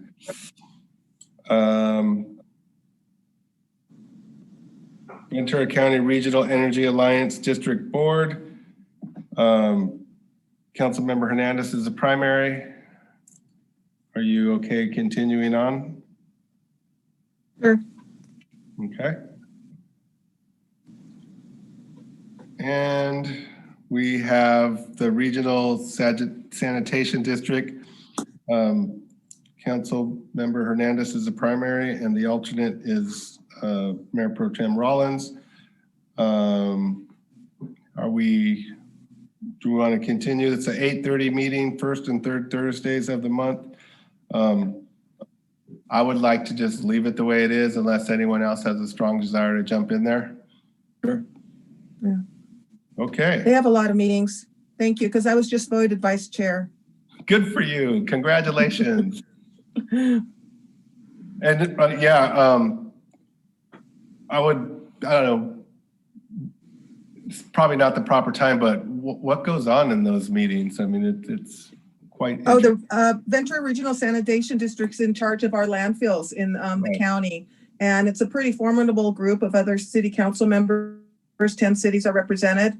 And right now we are in the process of doing a conditional use permit through the county. In fact, we've got a meeting with the Board of Supervisors coming up on the 26th, and it's really important to the lifespan of the Tolan Road landfill, which is where our trash goes. So is Tolan Road in Simi Valley? No, it's right outside Santa Paula. Wow. So yeah, have they stopped taking trash to the Victoria dump? No, I think that to the Victoria dump. No, there's those landfills are closed. Okay. I didn't even know that. Those landfills are closed. The other option is Simi Valley, but that's quite a distance and more costly. So anyway, that's what we do, is we oversee the administration of the sanitation district, which manages various landfills. And we had a lot of issues this year, not only COVID, but the fires damaged some of our facilities. And then of course the conditional use permit, which will extend the life of the landfill, is really important, because if we lose that landfill, then we end up, our costs are going to go up to have our trash taken somewhere else. Trash is always an issue in life. So if anybody's interested in talking trash, that's the committee you want to be on. Yeah, we talk trash every Saturday morning at Hueneme Beach. Lots of trash out there. So it appears that we're at the end of our list. Sir, if I can interrupt. Thank you.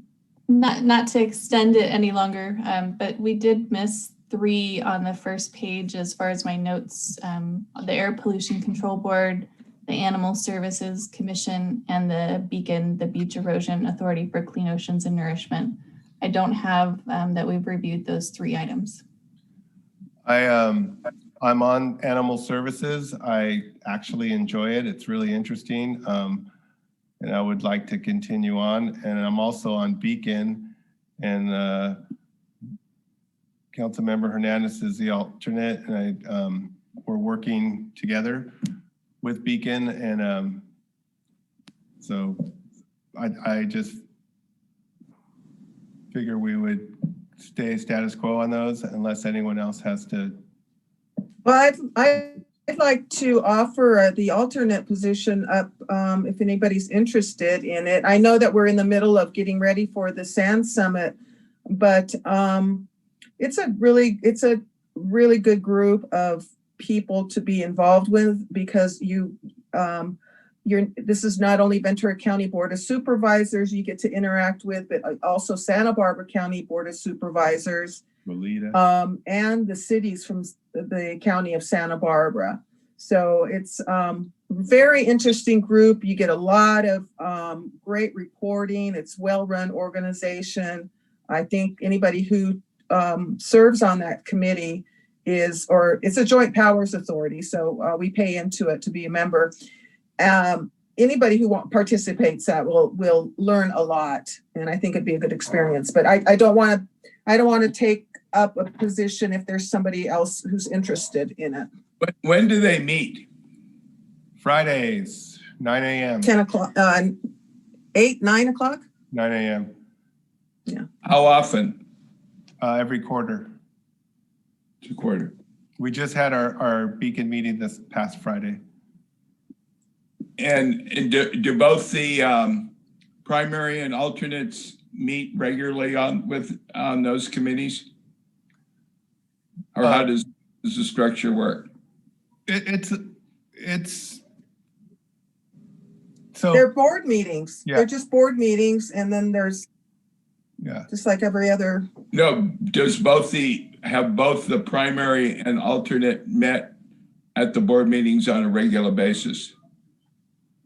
Yes, we used to, and I call in I call in for most of the meetings. Yeah, and it's Beacon's becoming more and more strategic and important for coastal cities, and we've over the last 2 years we've the organization is transforming. You know, we approved 100% increase in our dues, which is amazing, and we are looking to address the issue of sand erosion regionally, and each one of our cities members of Beacon have a different impact, and so trying to get everybody to work together has been really interesting over the last 2 years, and alternate Hernandez and we both got in and have been, I mean, it's been amazing transformation. I feel like Beacon is now hearing and representing our interests, and we are kind of forcefully went in that direction. But now that we're 2 years into it, we really have a solid foundation to move forward and really try to make sure, and that's what we're trying to do is with our Sand Summit, is make sure we all agree what the problem is and make sure we all focus on the solutions for the different regions that Beacon serves. And so, yeah, it's interesting to see how it's growing. So. Do you have an interest in being an alternate, Councilman Rollins? Yes, but Okay. I would, unless, you know, yes. Anybody else have an interest in being an alternate? Okay, you got it. Okay. Move on. Animal services, I'm the primary. Anyone interested in being the primary, and anyone interested in, I don't even know who the alternate is. I believe it might be vacant. Let me find my. Councilmember Hernandez. I'm your alternate, and I never attended a meeting. So there's a lot of cats over there. That's what I'm afraid of. Yeah. There's one children. My guy needs a partner. You know, I think we need to get you at the next meeting. Okay, well, I think we've covered all the bases here. Madam Clerk, are we okay to go? Yes, sir. Okay. Great. Hey. All right, we did it. So now we're going to move on to council member reports, comments, and requests for future agenda items. Council member Perez, would you like to go first? So yes, I can't recall, and I apologize, but either with last council meeting or the one before that, we were talking about the Community Development Fund, and there were 3 items that we removed, and we were supposed to discuss at a later time, adding new ones to the list. I would like to see about that getting on the next agenda, so we can discuss what other items to add to the Community Development Fund. Community Development Fund. I would second that. Excuse me, Mayor. This is City Manager Connors. Thank you. That item is still a recognized agenda item. It's been delayed pending a request by the mayor to do a joint port city meeting to review the rubrics associated with those projects before we meet again and nominate projects. So it already is a recognized agenda item. Oh, okay, so we're just waiting on a meeting with the port, with the mayor? That is The gist of it? Okay. The committee, that's the Joint Port Standing Committee. Yes. Yep. Okay. Okay. Councilmember Perez, additional items to report, request?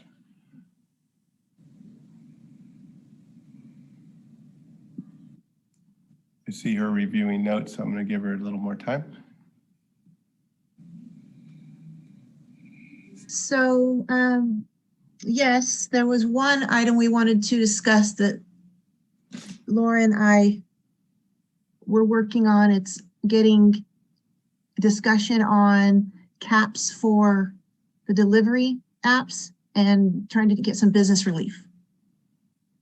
We want to create a potentially vote on looking at an ordinance to help the businesses in the area and cap some of the fees that they're getting for the delivery apps, because they're between 35 to 45% on top of the bill that they get. And so we'd like to try to help them out if possible.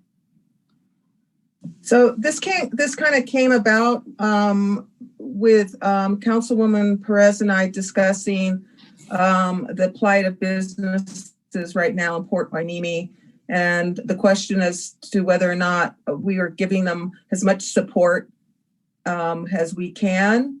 And so having frequented several restaurants in the city, that was one suggestion that came from a restaurant owner, was to ask us to look at reducing the delivery driver fees and without hurting the independent contractor. It's being done in a lot of large cities throughout the United States. I understand once we came up with this idea, I understand there's been some work already done. So I don't know if we should ask for a presentation on the findings of staff in that area or move on to something else. City Manager Connors, do you want to comment on that? We can certainly provide a summary or an executive summary of the findings by staff that would recommend against that. We would probably do that first, and if you still would like to pursue a public opportunity to review those findings, we can certainly do that too. But I think we should first start with perhaps an executive summary of staff findings. Okay. Is what our intent was to raise, our intent in raising the issue here today was to excuse me, Councilmember Hernandez. I'm going to interrupt here. According to the council manual, the council policy and procedures manual, as well as the Brown Act, there is to be no discussion on these items. They are supposed to be straight up or down votes. This item has not been agendized and it should not be discussed. Well, that's what we're trying to discuss, right? You are allowed to agendize that. A motion should be made, it should be seconded, and an immediate vote should be taken as to whether or not it should be on the agenda. Okay. It should not be discussed. And I had already seconded that this should be on the agenda. Okay, thank you, Councilman Rollins.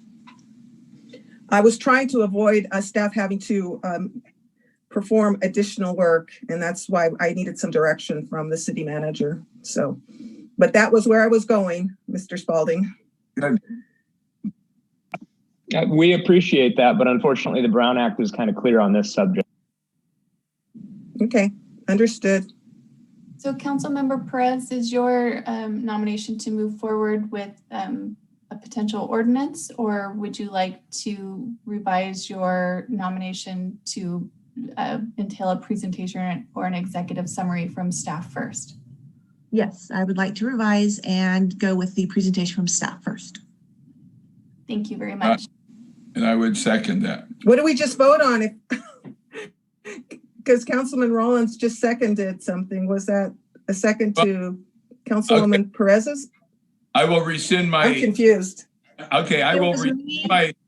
Revising my initial motion now that the city attorney or the city manager has followed up with further information that we need to have a presentation before. Mhm. So I was just revising my motion. Yeah, and I will Okay. rescind second on the original motion, but I will second on the new motion. Thank you. Okay. That works. Okay. Madam Clerk, shall we do a roll call vote to put this on the agenda? Yes, sir. Councilmember Perez, Yes. Mayor Pro Tem Rollins, Yes. Councilmember Hernandez, Yes. Councilmember Martinez, Yes. and Mayor Gama. Yes. Motion passes. Thank you. Councilmember Perez, the floor is still yours. I have no further. Thank you. Thank you very much. Councilmember Martinez.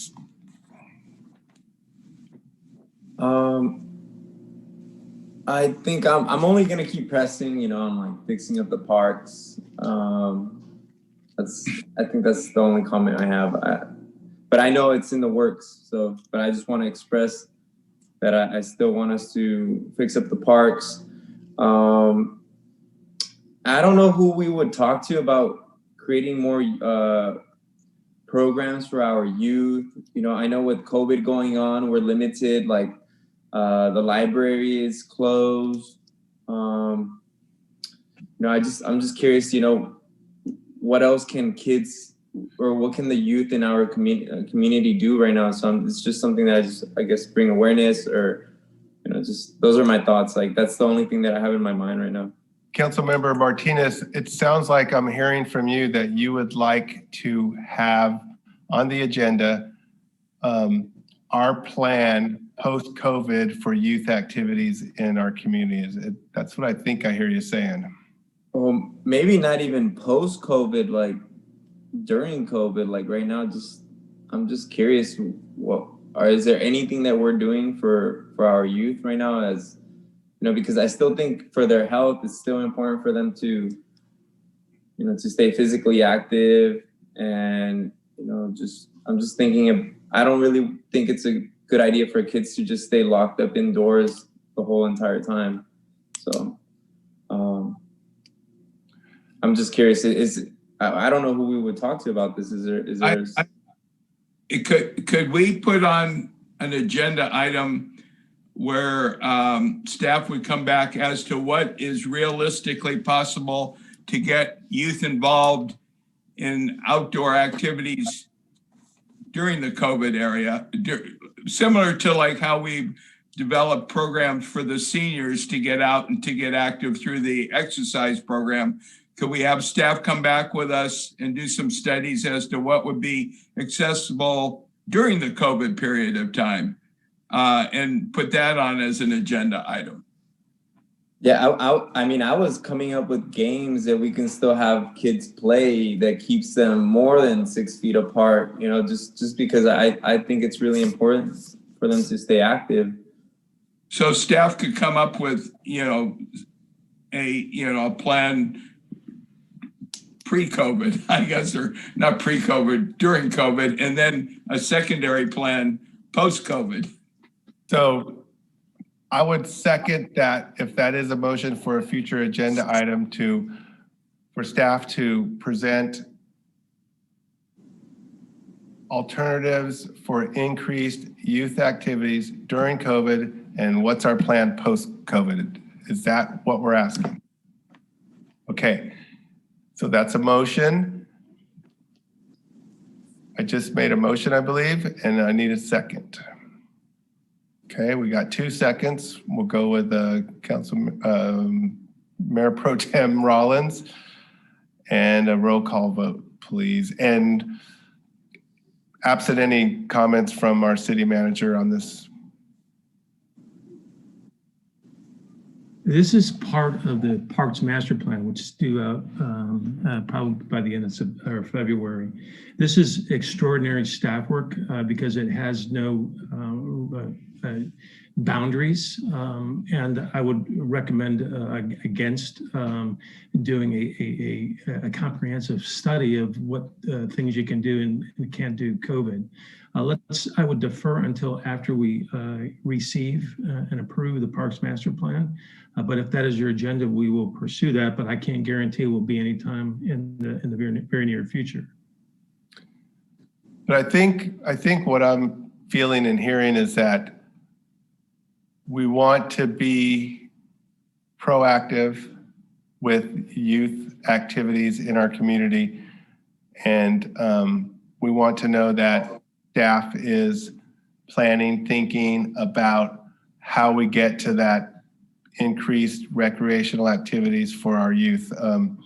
Study after study after study, everybody knows that COVID is really hurting the youth particularly bad. And I know you know that. So I think, yes, Mayor Pro Tem Rollins. Yeah, with the Park and Recreation Master Plan study, if that's going to be coming out fairly soon as a presentation, if staff could then address what the findings are to find out what they could actually do during COVID and what would have to be delayed till post-COVID so that we could at least get something going that way.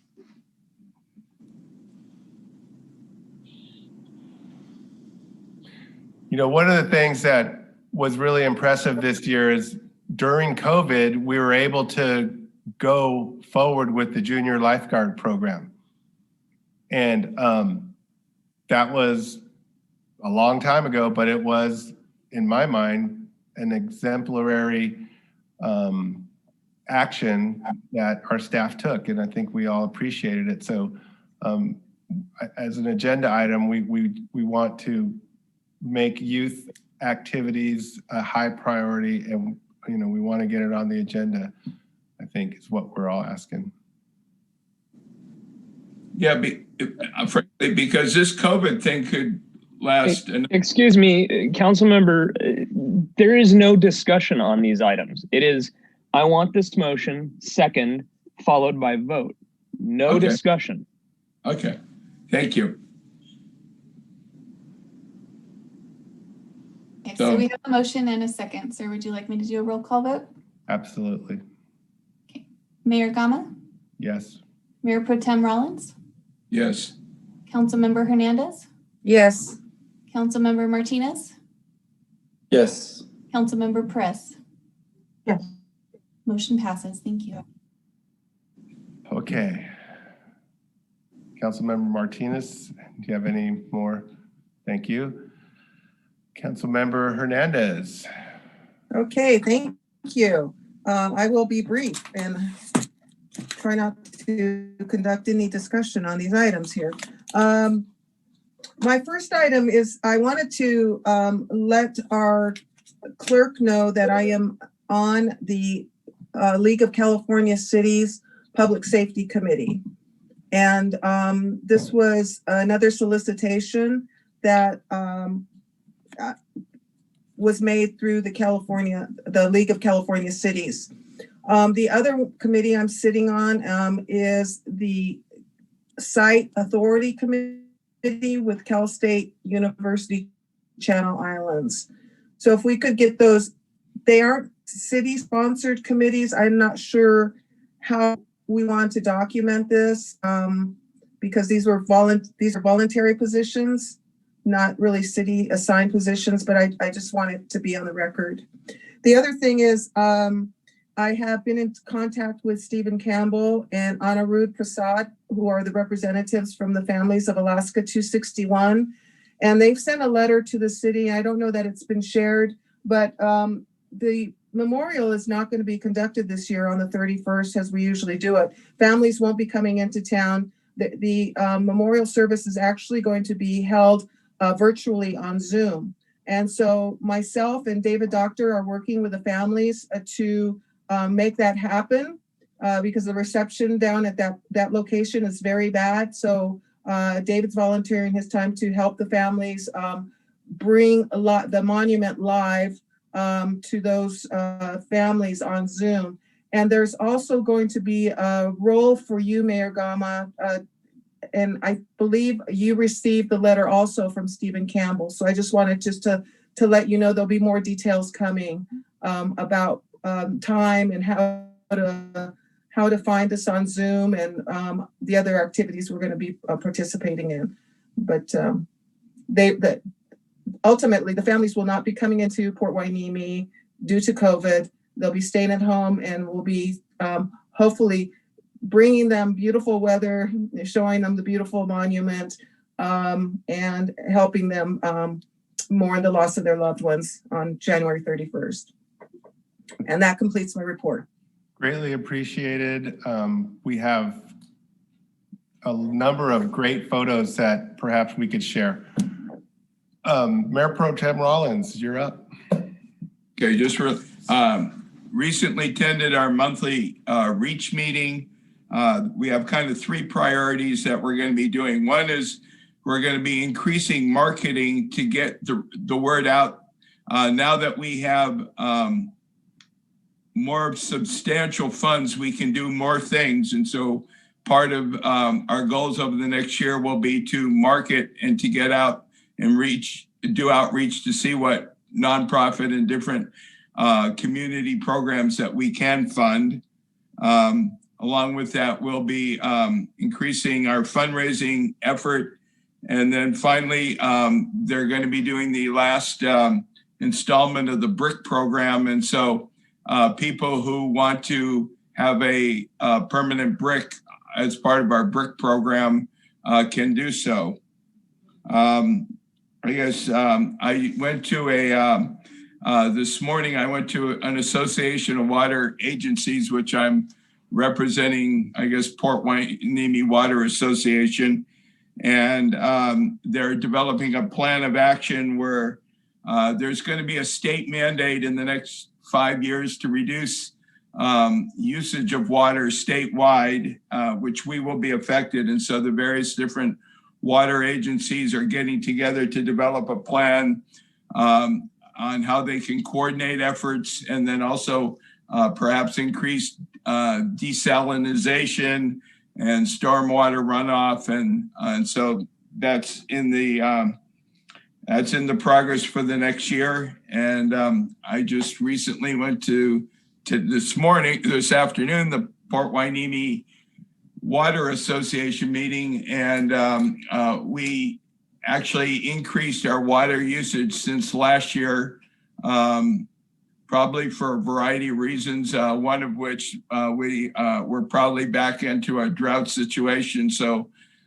city residents are using more water, and perhaps even as a result of COVID, people are at home now. And so perhaps they're using more water, but the net effect is we used more water this past few months than we did last year at the same time. And that's about it. Thank you. I learned that REACH is going to perform outreach to reach Hueneme Beach. That's really nice. And I also learned that we have a BRIC program, not to be confused with our city manager BRIC.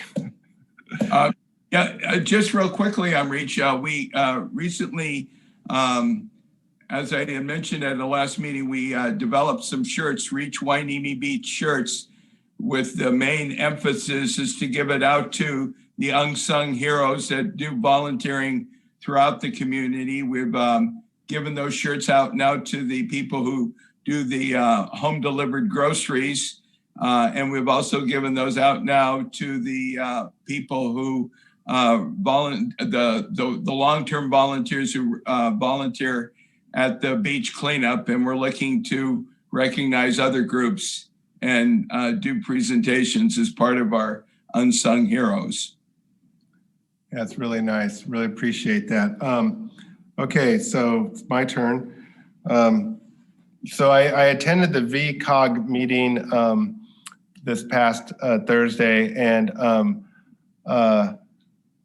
I'm really excited to be a part of it and bring new energy and new attitude to the organization, because I don't quite understand what the Ventura Council of Government's purpose is.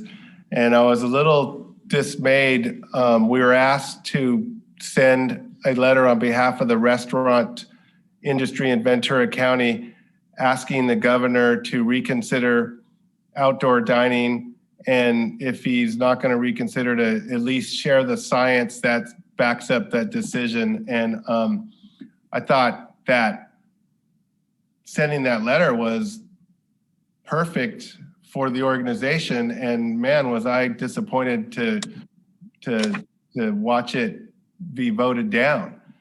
And so it kind of got me excited to be a lively participant of this organization, because industry, restaurant related businesses are hurting, restaurants are hurting, children are hurting. I mean, we all got to start to figure our way out of this thing. This thing is really hurting us, and we got to take vaccinations serious. We got to take keeping ourselves healthy serious, but we also have to look at the health of our economy and be worried about it. And what can we do to support people that are just barely hanging on? So I'm really fired up to try and find a way to start thinking, what can we do to prepare for post-COVID? And I'm going to represent us on that. And perhaps maybe as a city council, we can come up with ways to help industry and work through organizations like VCOG. So secondly, we had our Beacon meeting this past Friday. We are in preparations for the Sand Summit. It's scheduled to occur on February 18th, 2021. This is a piggyback on 2 years ago when we had the first Sand Summit. And it's great timing because we are ending the dredge cycle, and there's a lot going on there. And it's really important to make sure everybody understands the magnitude of what's going on. We have the port deepening project right now, and that's a dredging project in and of itself. We have the biannual dredge project winding down right now. That's a project in and of itself. Between the two projects, for the first time in many, many cycles, we are going to be very close to that 2.4 million cubic yards of sand necessary to mimic Mother Nature.